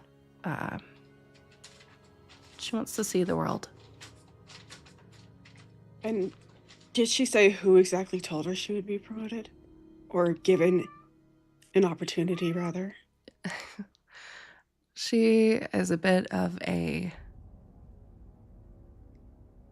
oh my god, sorry, y'all. Words are hard for me today, apparently. She was worried that if she spoke it into reality, it might not come true. She's a bit superstitious. So she didn't really say anything of it until she was walking out the door that today she might be getting a promotion. So no. And Savinia did some probing as well. She wasn't able to find any information either. And she's very well connected within the courts. Within the courts? Theodore, Yes. this is a no. Mm-hmm. I have some alternate means of helping you investigate that information once we talk to Ari, if you're not able to find it out before then. I think Theodore just sort of nods. Yeah. In the court, Ari was personal steward to the king. But from my understanding, there is usually somebody who is her superior, not the king. Who was that? I can't see her scratching in her face. I don't really recall his name. I can picture him. He's part of the military. Okay. So I'm sorry. I'm very bad with names. You are perfectly fine. I just Is it no. He was very. Ferrero, I think so. the goblin? Yes. Her eyes lighting up at that.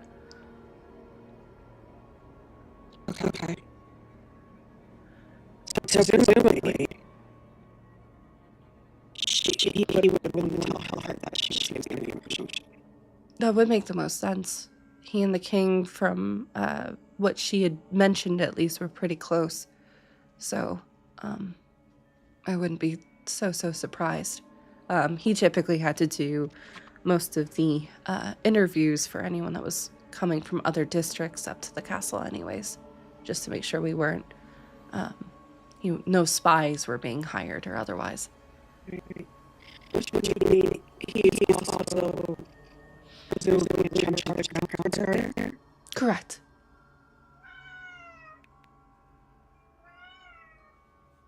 Mm-hmm. So, presumably, he told Ari that they were getting a promotion. Ari disappears. You go to ask the questions, and ground guard tell you. Oh, hang on, we're getting static. Thank you. We'll hold off for a second. Thank you, mods, for letting us know.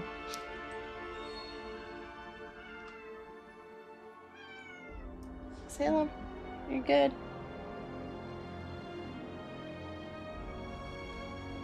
Are we good? Or are we still staticky? This is sleazy.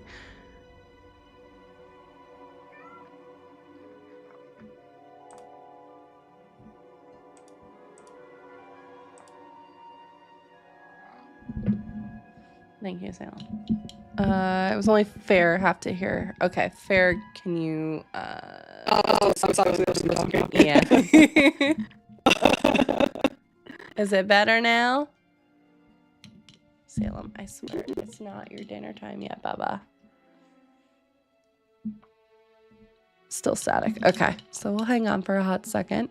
Thank you all for your patience. It's just me. Yeah, but I think it's OBS. I don't think it's like anything on your end. The joys. That's static.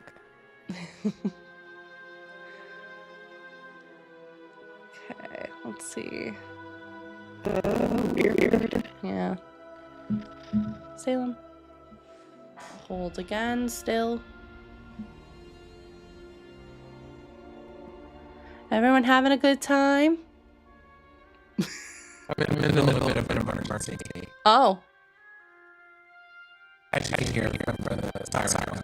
Oh, I can't hear it at all, Sin.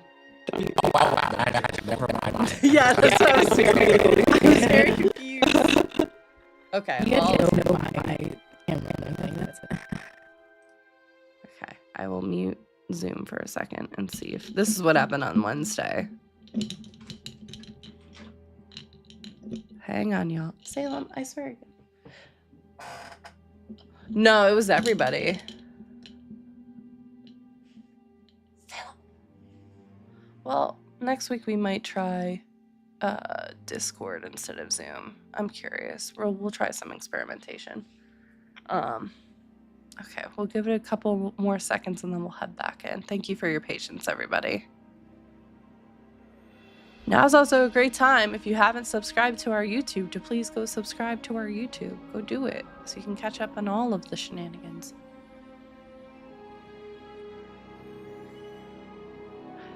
So I'm wondering if it's Zoom, and if we just, going forward, maybe we'll try Discord with OBS and see if that fixes it. We'll try it.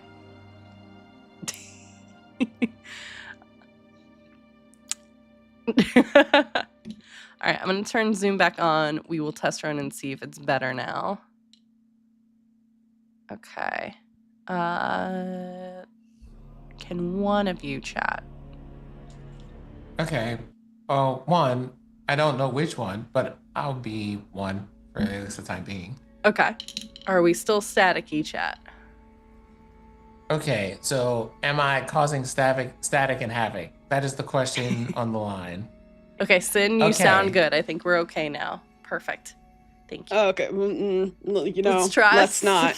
Let's fucking not, because next thing you know, it's like, fair fucking stacky. And I'm like, well, I don't know what the fuck I'm supposed to do about that, you know? You fucking kidding me? You were saying fair is also sounding good is what they were saying. So you were in the middle of questioning, saying that Yeah. yes. I don't want to make assumptions here. And I don't want you to either. But it seems like maybe the person we need to talk to is Ferrero based on what we know right now. That sounds great. But first, we'll talk to Ari, or try to. Okay. I do have a question. Sure. Since Ari has been back here, has anyone from this kingdom, the court or the military, been by to see about her? Tiny'll stopped by, in disguise, but, otherwise, no. No. As Lady Savinia's given me the week off, still paid, and is going to be dropping off some food, to help out. So, but no. How long has Ari been returned? Couple of days. It'll be the And fourth day tomorrow. So she's been here for 4 days, and no one yet knows that she is here? No. We've been keeping it discreet just in case, one, give Ari some more time to heal, but just in case her release wasn't an accident and she got out on her own, not wanting to draw attention. If you don't mind, and I pull out a piece of chalk, Sure. and I start drawing on the floor. Oh, I'm going to take the okay. You see, you're looking like, oh, I just cleaned that. I promise you, they will clean it before. Okay. Leave. I just Sunny has this thing. like basically nod, but I draw, like, you see me draw like a kind of like a magic circle on the floor, and then I activate it to use detect magic, and I try to ascertain if there is magic on this house that protects this place from people finding it or scrying or things like that. So with that, as you kind of are focusing in and tapping in, you do sense that there is magic. And in fact, the map, Deodora, if you're still holding it or if it's like aloft in like your hand, you do see it glows as well. It seems that Tyneal was the keeper, the key rather, for this house. This house had been enchanted. So for a moment where you're standing, there is no house. You all are not there. It is a vacant lot instead. And Tyneal and probably some of his spellcasters wove a spell that allowed for this place to not be noticed. Ah, I see. I was worried about that. And then I take a moment to just clean up the ritual, because it is a very easy to clean up chalk. We have to, we have to be able to draw magic circles and not leave evidence behind that we drew them. Yep. But I see. So that's why no one knows you're here. excellent spell work, in my opinion. Oh, I should probably explain. There has been an enchantment laid on this house that prevents anyone from finding it. To a normal passerby, it looks like there's absolutely nothing occupying this place. Similar in kind to the enchantments laid on the College of Astera.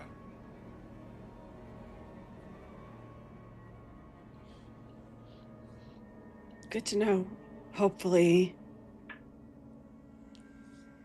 maybe we should not discuss it further. Just in case. Let's speak with Ari, and then you said that they like to draw maps? Yeah, she's quite talented. You're more than welcome to go take a look at her room. She's that was quite the I was artist. gonna ask. Okay. After we speak to her, I'll take a look at What- those. Just in case. Yeah, whatever you need. I believe, and she looks at you, Astani, kind of again. I think you are also a cleric, correct? Yes. They were just fully taking notes, and their face is going from they're writing on the floor to they'll clean it up later to Oh no! oh my god. Oh, God. why did I even That was open so my mean. mouth? That was so mean. That was so rude. I was sitting here. That was Anyway. homophobic. That was just rude. I think Osani is just a cleric. One cleric not from your temple. They're with Tyneal, but they kind of focus in on all of the different gods. Has been offering aid as well. That's the only other person that's been here. But Tyneal literally brought them here. So their name is Valinia. Okay. I'll put that in the chat Hey. too, by the way. If they're from Tyneal, then they can be trusted. He's very discerning about who he lets into his inner circle. She's been great. I believe she's been the one that's been doing the medicinal herbs. Otherwise, the other stench is quite strong. So just, you kind of see her pausing and looking at each of you very meaningfully. If I could just ask a favor to not further stress out Ari, although Ari may not even know you're in the room. If you could just keep your reactions to a minimum. I don't want to further stress them out. I mean, we obviously don't know what state they're in right now, but I can guarantee you we've seen worse. And you see that she looks sad for all of you. I appreciate it, and I'm sorry. But and you mentioned the smell? The medicinal herbs, they're covering it up, but Is it their skin? she just nods without even saying a word. The burns? Yeah. Okay. I think Deodora will maybe go into her bag and maybe get a little salve perfume or something and just dab it just in case because she doesn't want to react and she doesn't think that she'll react because she smelled a lot of nasty, but Yeah. just to give that reassurance. Actually, I lied. She's not going to do that Okay. because she wants to be able to smell what it is. Gotcha. Understood. Yeah, she wants to be able to smell what it is. But she'll offer it to maybe a Stani or Black's, or Rory doesn't need it. Rory just shuts those airways down immediately. Very discreetly, just grabbing it and just calming it to not.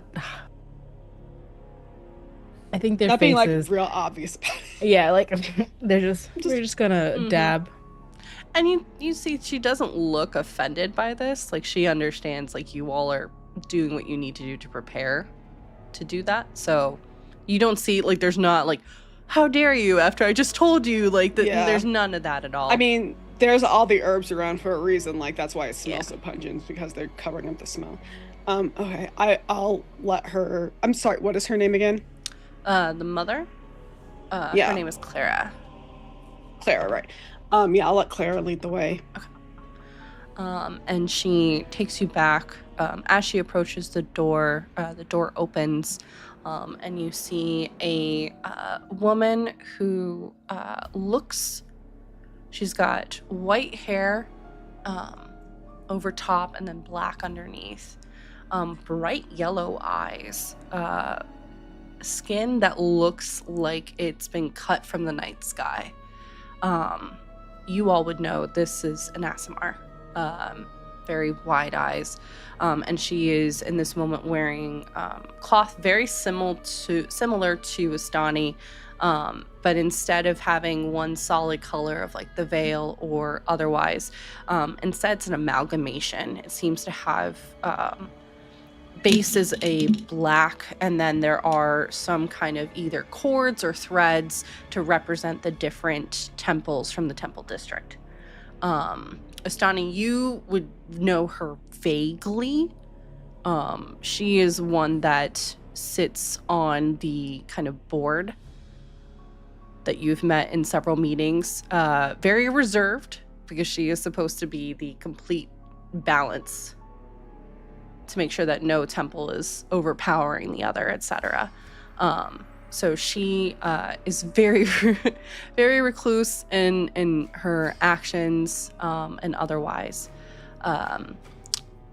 She comes out and she's carrying this basin, which is clouded with black and purple water.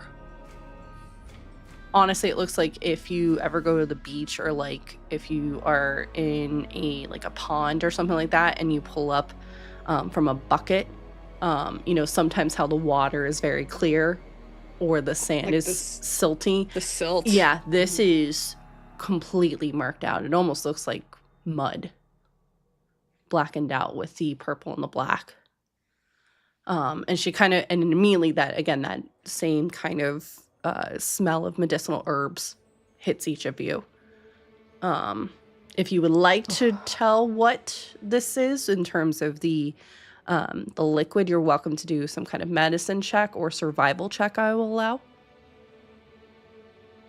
Okay. I'm up. Sparky, help me. Okay.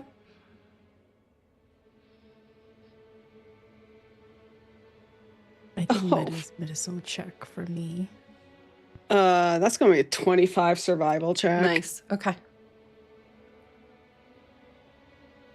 It's a 18 plus 8. Oof. 26. 26. Nice. Hey, handshake. Hey. High rolls. And Rory, did you want to know or no? Based on the roles that you suggested, right? Mm-hmm. This is one of those Rory is willing to let their companions kind of like do the nosing about for what these are. Gotcha. Rory, those skills are not in my wheelhouse. Gotcha. Rory don't know about any of that shit. The both of you would know that these herbs that have been crushed up together have made some kind of poultice and then pulled together with water, are largely used to help with burn victims, but also those that have been poisoned of some type, to help pull the toxins from the body. It's almost like if you get a splinter, putting syrup on it will push the splinter out naturally, and allowing your body to heal.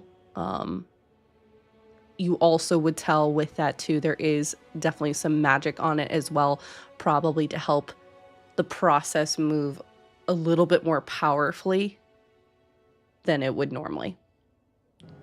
So you can easily tell that as she kind of nods at all three of you before quickly, like, not even going into the kitchen,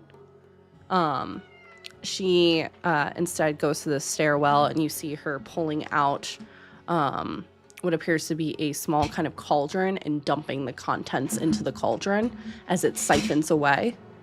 The cauldron then, after a few minutes, starts bubbling with fresh, clear water, and the same herbs kind of replenishing. You can tell she's been doing this now probably for a few hours.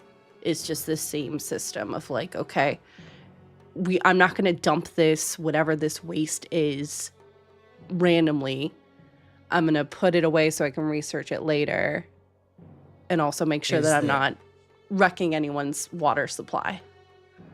Can I look, now that we're in the room with patient 0, was it? You're just about to, yes. Oh, okay. Yeah. Valinia came out of the room first with this basin. But you can see inside the room itself, it's darkened. The windows are opened, even in the cold, to allow more of that fresh air to come on in.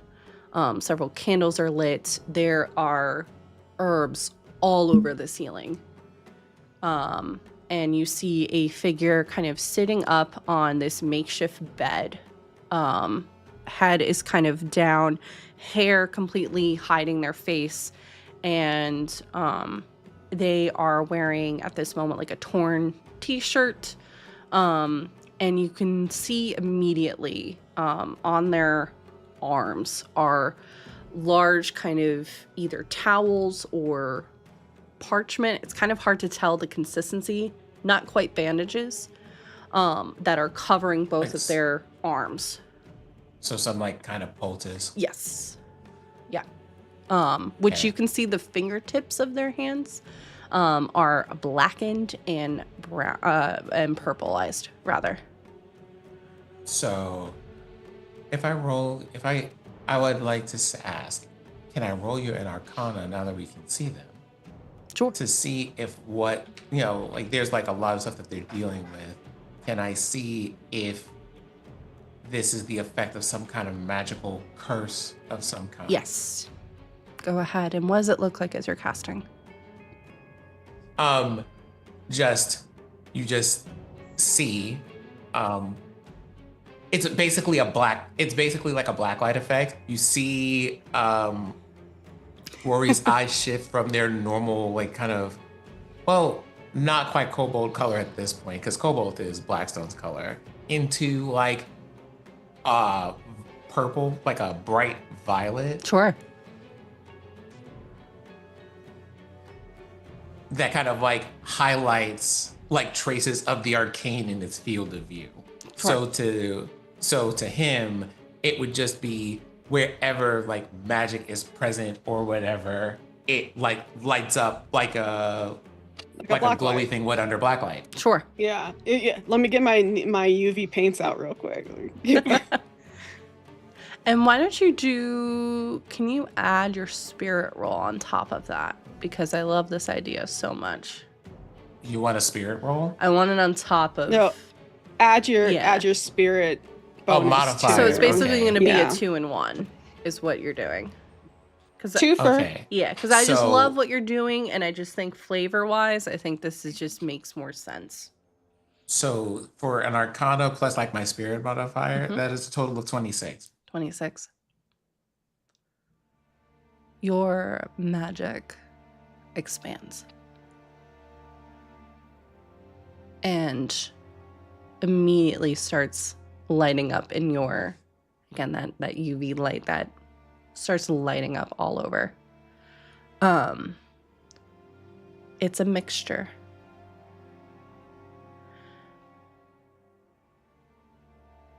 It looks like a spell that was tried to take, and when it failed, the backfire was this curse. You see their spiritual energy, that is Aries, has been pretty depleted. And instead of it, everyone's got a focus point with their spirit. Usually it's their heart or their mind or something within them that they are very deeply connected with. For Aerie in this instance, it seems like their spirit is being siphoned off into their hands.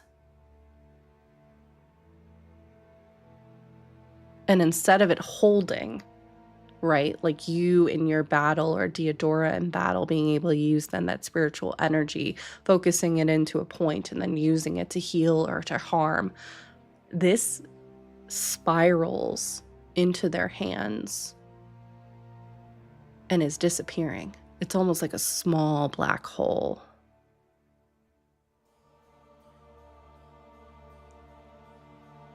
And you said it's like a spell was cast on Aerie, or Aerie tried to cast a spell, but it backfired. Like which? It looks like by chance both, with the way that you were asking this, Fair. Both.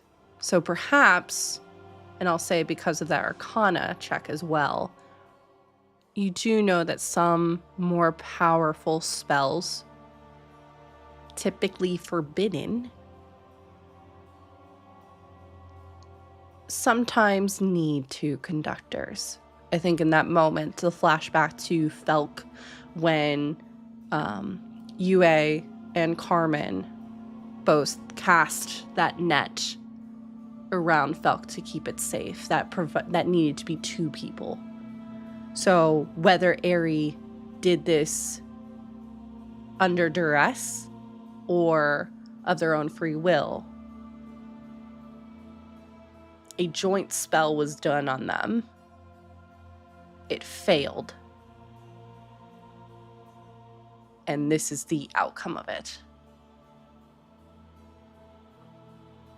And you can see it looks like, I think the expression, the fingers of death, is one that you are familiar with, Blackstone, Rory, across your many years of life.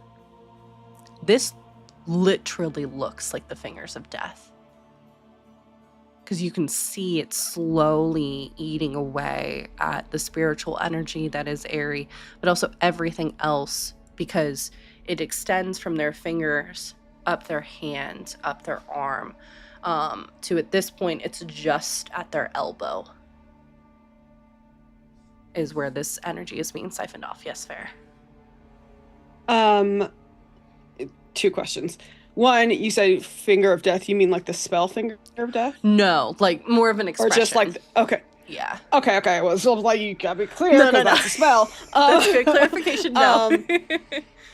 And then, given that you just described their arms as like, you said it's like their hand is blackened and it's going up their arm. Mm-hmm. Is that like just like necrosis, basically? Like their flesh is rotting away? Is that what, and that's the smell? That's the smell. You also see, though, massive burn marks all over.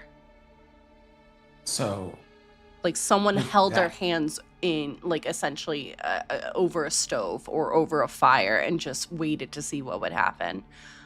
You also, real quick, Sin, before I let you answer this, it's hard to see, but Blackstone, you would see this. You do see those markings. Thorn. Which ones? Thorns that are kind of wrapping around their arms. Almost like barbed wire. And it's like burned into their arms? Mm-hmm. Is that a thing I've seen before? Roll a history check. Okay, history check. Oh, I'm good. Didn't we see that in the inn? You saw that is something similar. 22. 22. Okay. Or you haven't quite seen this, at least in recent memory, Rory.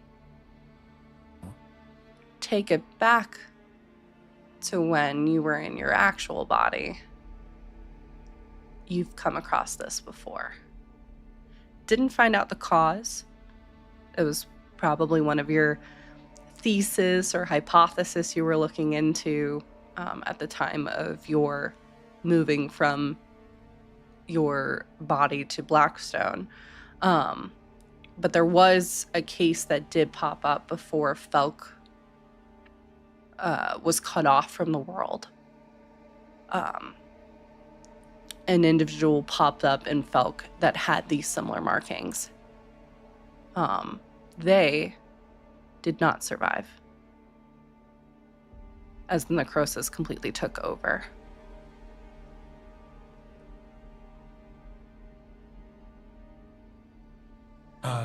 Okay. And So, sorry, one more thing. I just remembered this. mm-hmm. Added with that, with the 22, you've seen people pass and they move on. This necrosis wasn't just of the body, but of the soul itself, to the point that there was nothing left. Meaning, this person cannot be reincarnated. This person cannot be revived. Snuffed out like they never existed.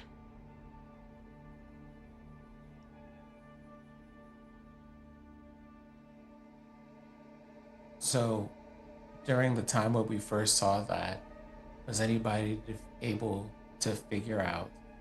Well, I have two questions here. Sure. One, was anybody able to figure out in that time how to deal with cases like this that either bought this person more time or reversed the effect completely? Yes. And you would know this, actually, because you did it something very similar back in Felk for Eliza and several of those that have been impacted similarly, but not quite. You need the thread of the Bone Weaver, as well as your own spiritual connection, and other medicinal herbs, which are plentiful. Don't we have some extra thread of the Bone Weaver? You have a little bit left. Probably not enough to do this, what would be needed in order to reduce it. Could the little that we have, though, at least help arrest some of the symptoms? Could probably buy a little bit more time. Sure. Yeah. Yep.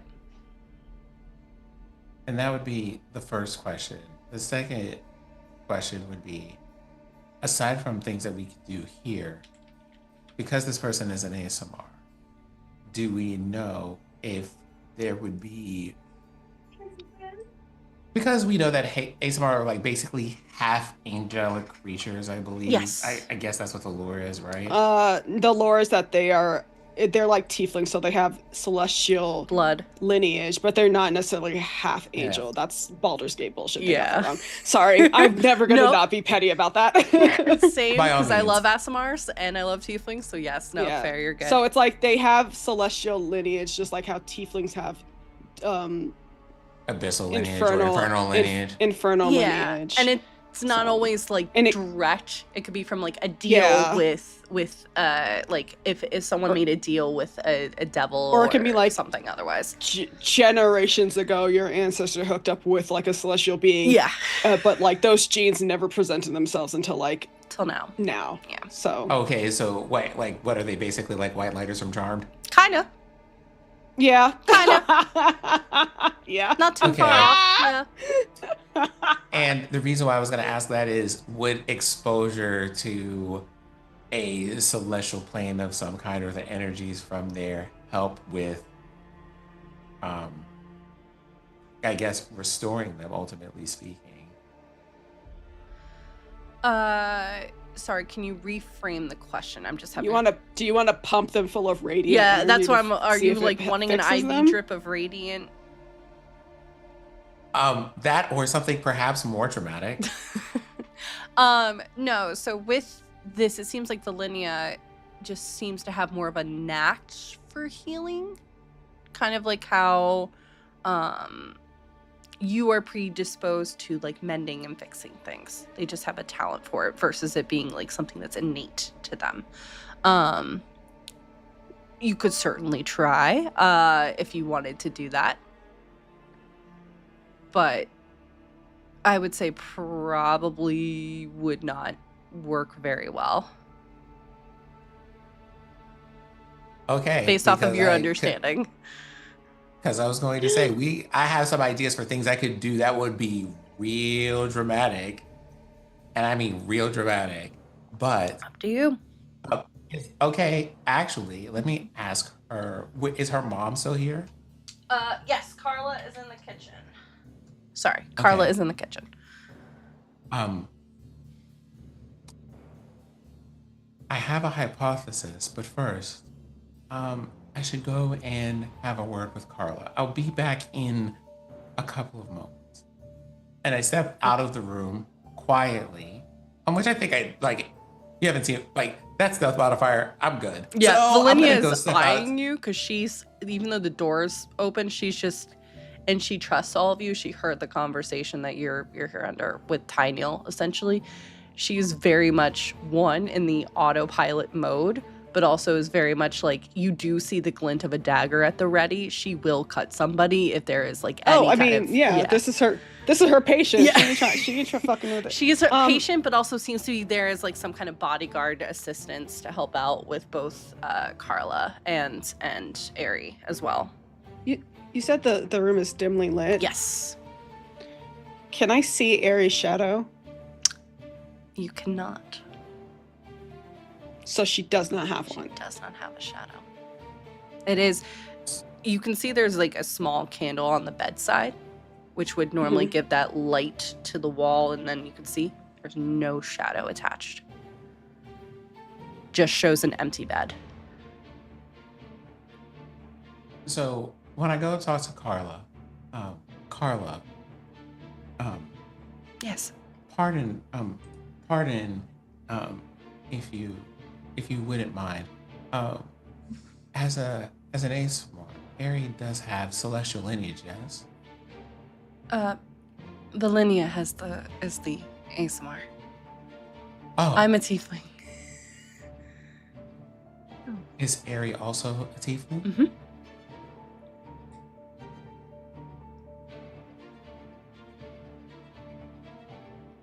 Do you happen to know where your lineage goes on the infernal side? Not really, no. My mother's a tiefling, my grandmother was a tiefling, my great-grandmother was a tiefling, so honestly, with Ari, we weren't sure if she was going to be human or tiefling, and so, no, I'm not quite sure.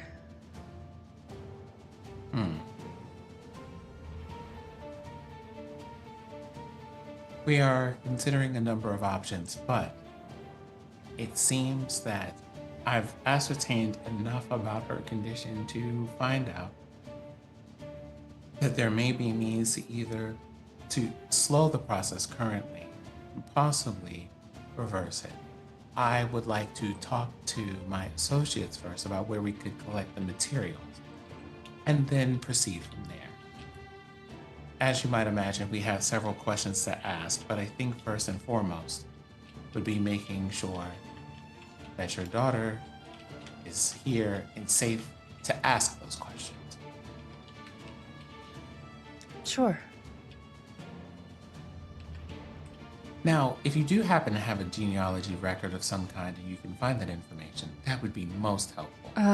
I'll talk to Savinia. Our family's been working for them since before I was born, so Lady Savinia may have a record. Right. In that case, thank you so very much. Now, that being said, I suppose my next stop is to have a word with Valenia. I have some news I think she would be very happy to hear. And I turn and walk to Valenia. Okay. And you see she's, at this moment, kind of stirring the pot, again, throwing some more medicinal herbs in as she's getting ready to put another treatment into action as well. Let me see if I have that spell, actually. Oh, dag nabbit, I don't. That's fine. Not the dang nabbit. What spell are you looking for? Just message. So I could just be like, hey, Valenia, I'm walking up towards you because if you try to swing at me, we're going to fight. So let's not do that. I walk up on Valenia. Excuse me. Yes. Among your medicinal herbs here, do you happen to have bone weaver thread? No, but I might know where you might be able to find some. Fantastic. I've been able to ascertain from a examination of Aries' current condition that and a couple of other things will either be another of medicinal herbs, many of which you seem to have present here, would be supremely helpful in being able to either slow down or possibly reverse the condition. I do not know if you are familiar, but it seems that whatever condition she has, actually, a brief moment. I have a more efficient way to communicate this. One moment. What are you doing? She kind of just looks at you like, what the fuck are you about to do? My guy. Right. In order to facilitate our communication and not disturb anyone in the room with noises, I am going to attempt to communicate using telepathy. Okay. One moment. And just she looks at like, Theodora through the door, like very slowly moving her head, like, what the fuck? It's party line telepathy at this point. Theodora kind of gives that look like, just go with it. Go with it. Okay. It's just basically party line telepathy. Everybody's in the we're all on the call. We're about to prank call somebody else. It's a group call, but because I know that she's already in the middle of a thing, yes. In order to not disturb her being on autopilot, there's no imagery. It's just the sound of my voice. Sure. Among the burns, it seems that Eri is being impacted by the effect of the feedback of a very powerful magic, the result of which is a curse. This particular one is one that I have not seen in some time. However, what it does is it will eat at the essence of a person. And when I do say the essence of a person, I do mean that it will eventually, if unchecked, consume them, body and soul. Yes, I know this. However, there is a means to slow down and/or reverse this condition that uses a number of medicinal herbs, a bit of spirit energy, and the thread of a bone weaver. Okay. The more of that we can gather, the better. And you... Now, as I understand, Millennium, you happen to know where we can gather some. And as I understand it, they tend to gravitate toward graveyards. Oh, we're going to have to go and do that one. Probably the catacombs, I would say. Right. Well, our other questions can wait. I believe preserving Eri alive would be the most important thing before our investigation can take place. Because unfortunately, we will have to ask her to remember several things, and some of them she may find disturbing. She kind of eyes you as, again, these thoughts are kind of going, and then busies herself with the work.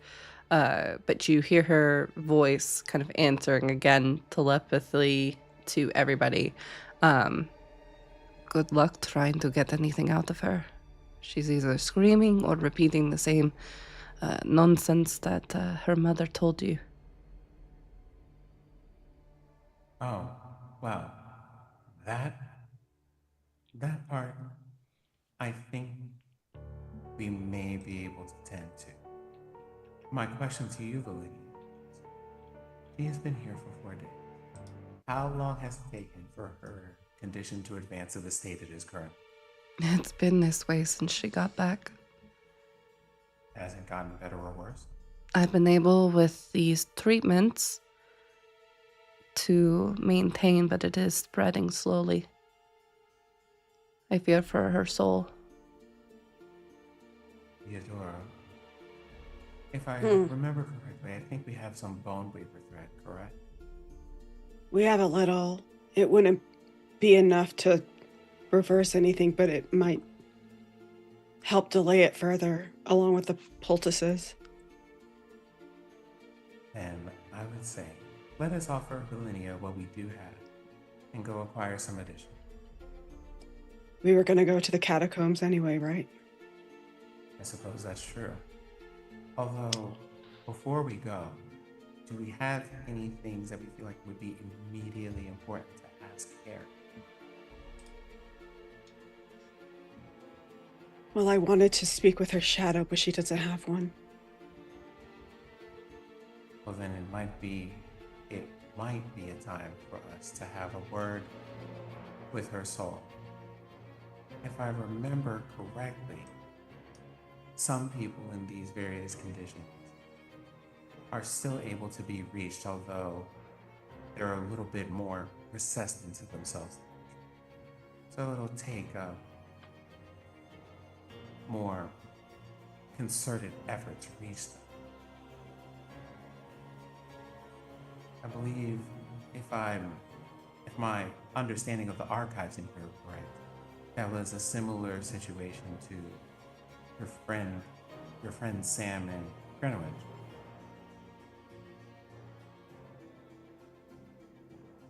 And some Jeremy. random crab person whose name I Jeremy. don't know. I think Theodora says. I know what that person is, No. but I don't know who that is. Theodora says, Jeremy. His name is. Catches us up. His name was Jeremy.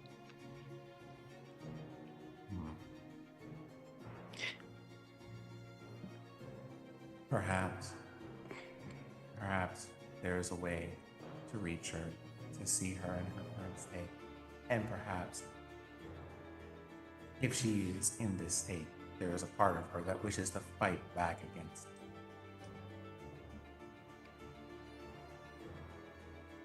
it. DM, I have a question. Sure. You said that her shadow was not attached to her. Correct. Is it anywhere in the room? Very much like Peter Pan, if you've ever seen or read the book. Well, that's why I asked. Yeah, completely gone. Not lurking. Not lurking. Looks like it has almost been erased.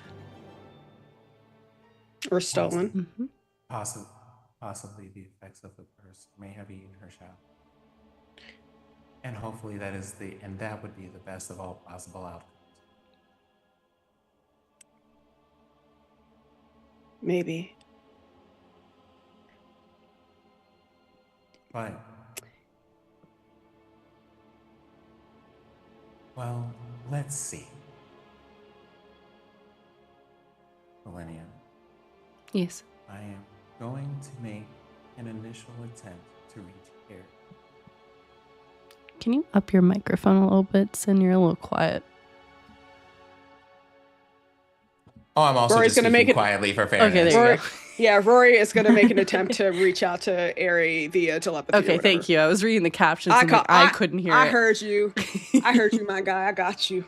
We're going to make an attempt to do this. Theodora, if you wouldn't mind, would you be willing to assist me with your knowledge of the shift weave? Yeah, this actually works out perfectly because I was going to see if maybe I can use my shift weave to see if there's even any small traces of her shadow anywhere. Sure.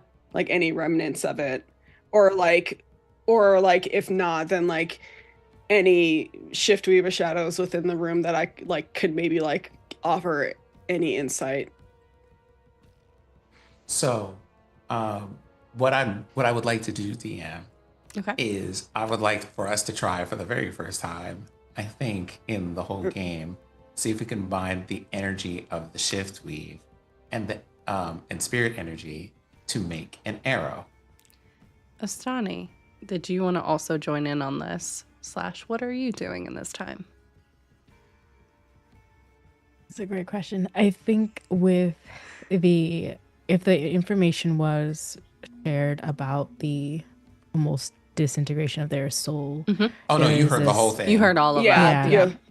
They're coming from it less of a scientific and more of a this is unheard of. So with their connection, they are muttering in to their the voices beyond the veil to help with this. They're just filling in those lost stitches. If you're thinking of the knitted fabric, that's what they're looking at. Whatever Deodora is putting in, and Rory is starting with, they're going to just fill in the gaps, like if it's a seance table with more spirits around the table. Sure. Okay. So I would say you would see. Hold on for a moment. You're Okay, yeah, that's on the normal one. So you would see Rory kind of draw from themselves this one is an indigo arrow, right? Mhm. The color of Rory's soul. And then as Deodora kind of helps them with their knowledge of the shift weave, you start to see bits of the shadows that are in this room being pulled toward the arrow and wrapping themselves around it. Okay.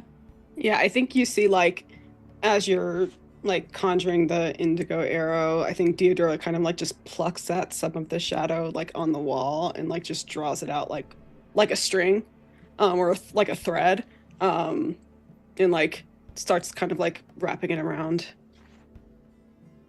that arrow. Okay. Okay. I think this is the thing where you asked me how many points I'm putting in here. Yep. So I guess this is where we're going to start. Thankfully, I've been doing resting and taking care of my self-care here. So we're gonna start with 20 whole points. Okay. Spirit energy. We're gonna put into this arrow. Okay. What I want you to do is you're gonna roll a basic attack roll. Okay. You want to hit an 18 or higher. Okay. Here we go. Sparky's gonna give the help action. Okay. The way that I'm about to be out here using every single one of these hero points. Yep. Okay, you said I want to. Thank you, Sparky, for the help. Action. Yes, you you said can. I want to roll an attack like a range attack. Mm-hmm. Okay, that is a 26. 26. What does it look like as you shoot this arrow? After the arrow kind of gathers stuff, I make a motion like I'm about to actually fire an arrow, and a giant indigo bow also appears. Mm-hmm. Take a breath, steady myself, and then I fire the arrow. Okay. And do you still have the group telepathy up as well? Straight to the heart. Gotcha. Do you still have the group telepathy up between the three of you? Out of respect for Valenia,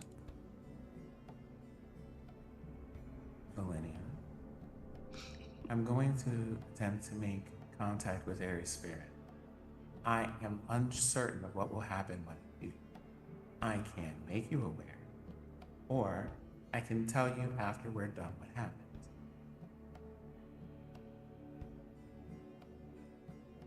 You get a sense, not of indifference, but more of a she's not sure how to respond. Whatever works best for you. Okay. In that case, you'll want to keep something on your person. Maybe something sharp or prickly, perhaps, that will give you enough of a sensation to break the connection if this becomes overwhelming. I've seen a lot of things. I'll be fine. Let us hope they have prepared you for this. And then and then Rory fires the arrow and keeps everybody connected so that they're all apprised of what happens. Okay. The arrow connects. And a couple things happen all at the same time.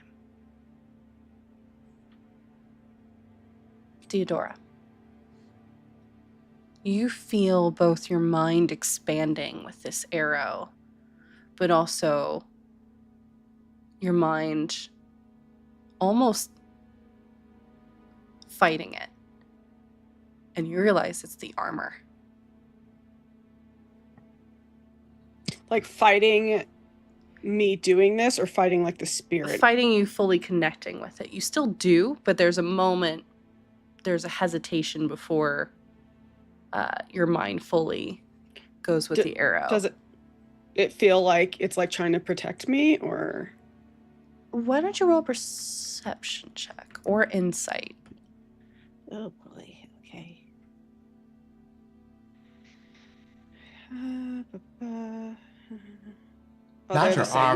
Not your armor being out here like, okay, first of all, who all gonna be like before you start jumping into this whole thing, who all gonna be there? Yeah, oh no, but for real though. And honestly, my armor is real for that. That's gonna be 18. 18. My modifier is the same for both, so it doesn't really... Gotcha. Not necessarily protecting you, just isn't quite caught on with your movements yet, as you're still getting acclimated with each other, so to speak. And for can you roll a D100 for me, actually? Sure. 43. You are in this room. You know you're in this room, but all of a sudden your vision starts to bleed from the sides. It is both your mind going into the arrow and trying to connect with Blackstone and what's going on with Aerie, but it is also your armor seeking to grab your attention, so you feel it splitting. It is causing a bit of a headache as this happens, kind of wincing away as your mind is trying to process all of this. And for a moment you see flashes upon flashes of Shiftweavian warriors that have fallen through the ages of time. Each one, as they fall, you feel their final breath as they die, and it feels like a blow to you directly.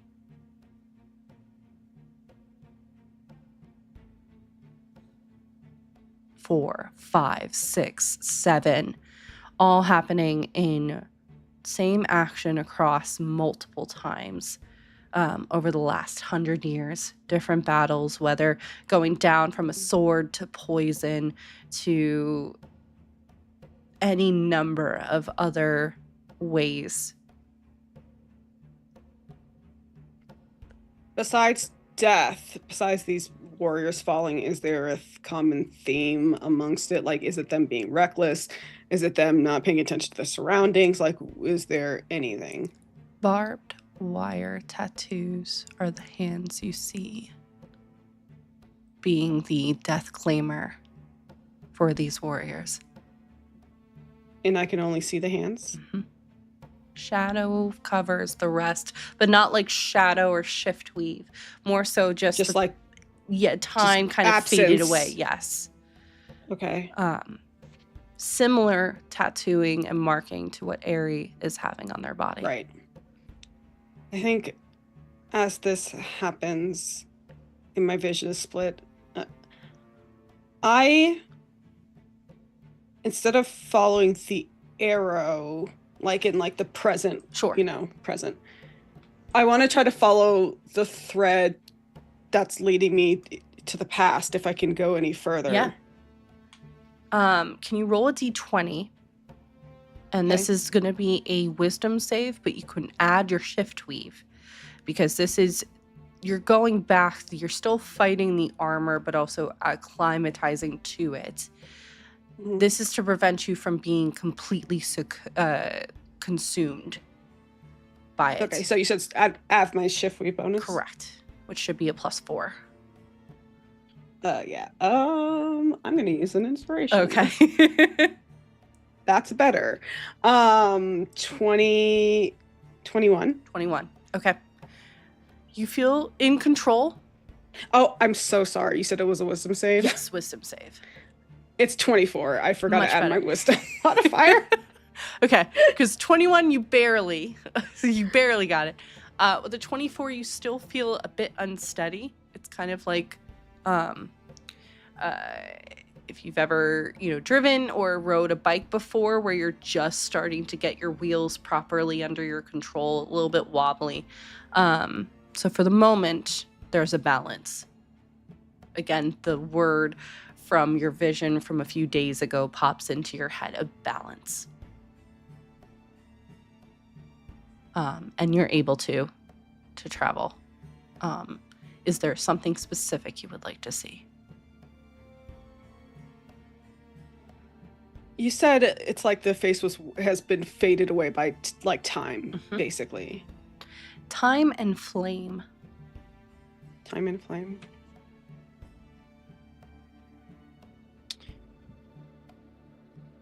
I guess I want to go back to try to go back to the most recent. Okay. Encounter of the armor had with it. And then I also want to try to go back to the very first one. Okay. We will get to yours in a moment. Astani, as you also continue with this journey, the vision of the veil, that thread that sits within the veil temple, strong. In your mind, for a second, you see it splinter. And then you realize it's not the veil's thread. No, it's your thread. As for this moment, it's splintering off, trying to outreach into something that is essentially a black hole of a soul that is slowly siphoning off. Can you please make a spirit savings throw? As you are also seeking to find balance and to make sure that you are not also consumed. You are muted, Levy. You're muted on your mic.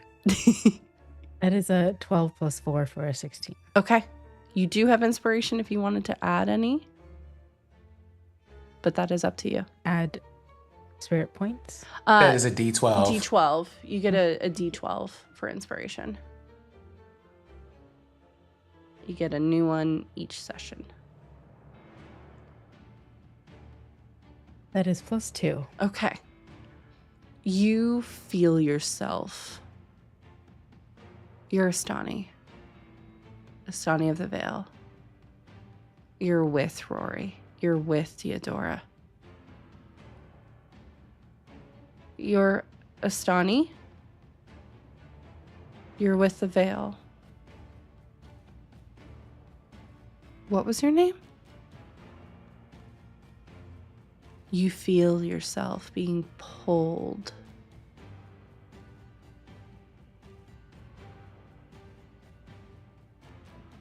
Unsure. Doubt. Everything seems murky. And then it just hits you like a brick wall. Pain goes shooting through your arms. Oh, God. Your camera turning off right when that happened. Why? Honestly That and one- truly that lost in one the darkness. Really well That timed. one Mott's did intentionally, Yep. I feel. You're like, you know what? Boop. Can't get me if I'm not here, bitch. Not here, man.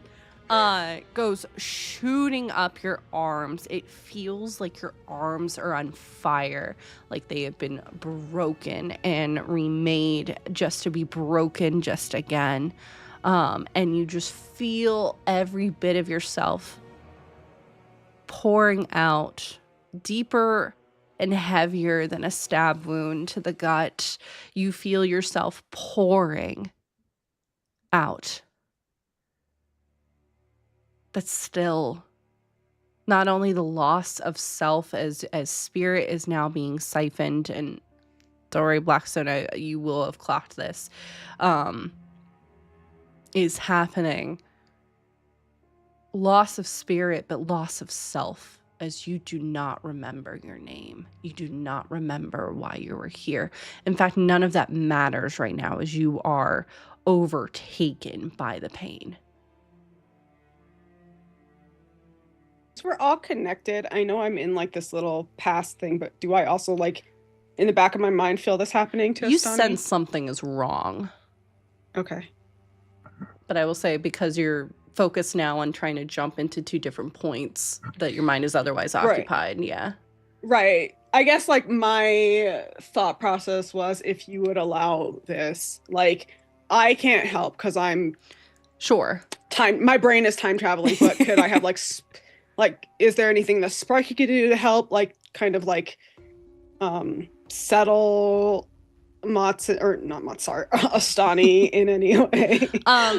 We'll say that Sparky has come up behind Astani and to the side, because Astani, in the real world outside of this vision, your whole body has gone rigid.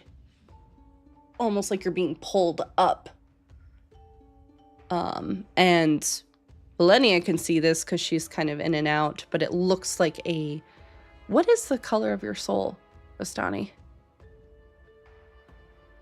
Oh, we said this before. You stay on camera. It was like, I'm going to say like a night sky blue purple aura.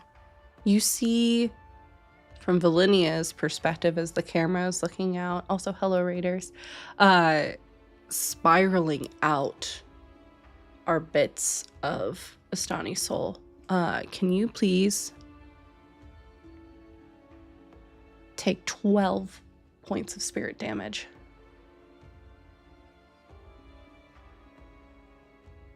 Ooh. As you feel yourself mixing, melding, fusing with something else entirely. Both familiar but not at the same time. And whether that's familiar to you as Astani or familiar as you as Aerie, that road is unclear at this moment. Blackstone, can you also please roll a spirit saves throw, please?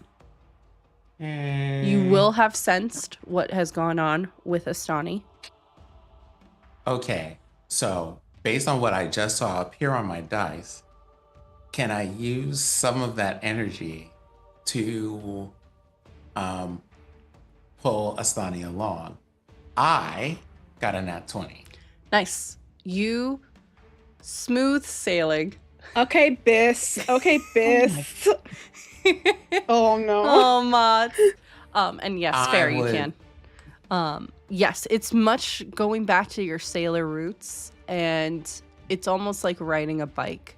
You've done this before, Rory. Granted, it was Blackstone that did it.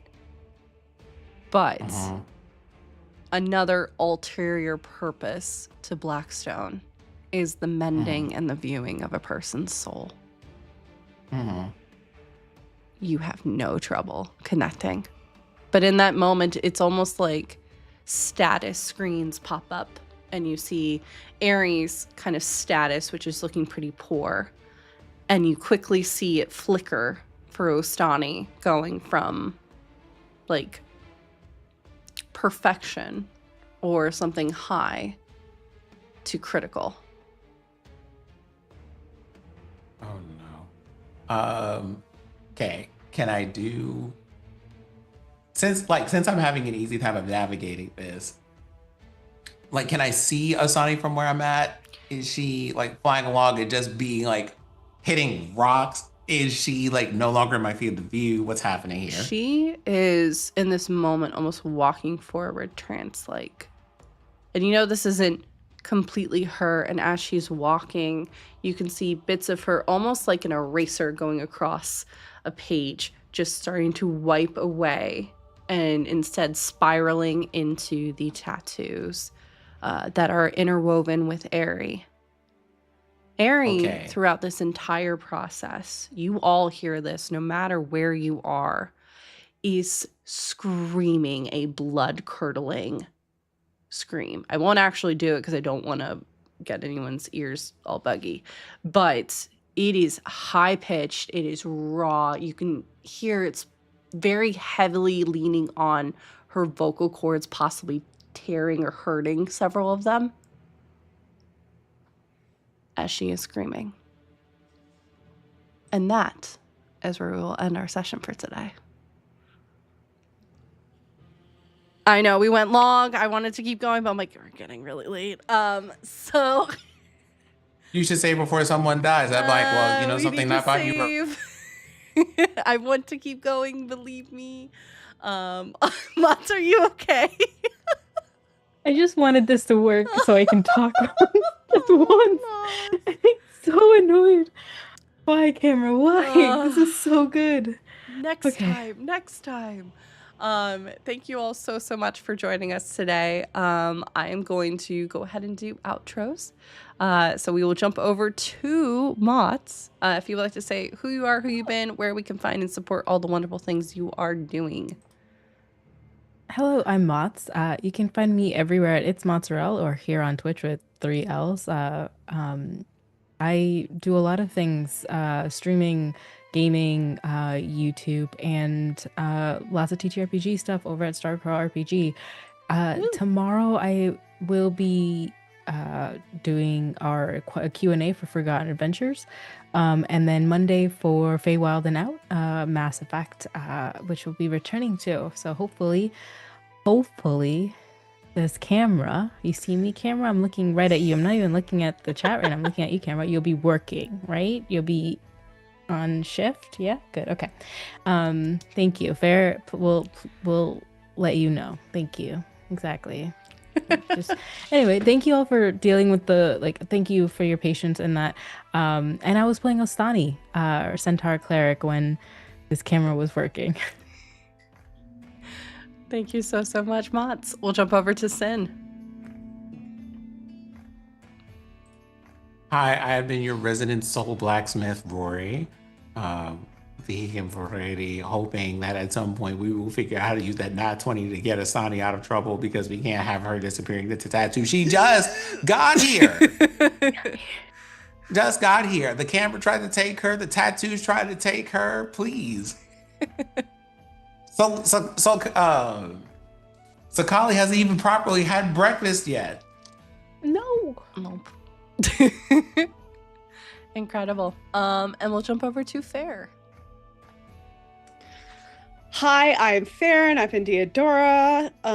You're a battle master fighter / kind of investigator. You can follow me on socials at Fairbear, Blue Sky, Instagram, TikTok, and here on Twitch. I do stream. You can also follow my YouTube at Fairbear Games, where you can see my past VODs.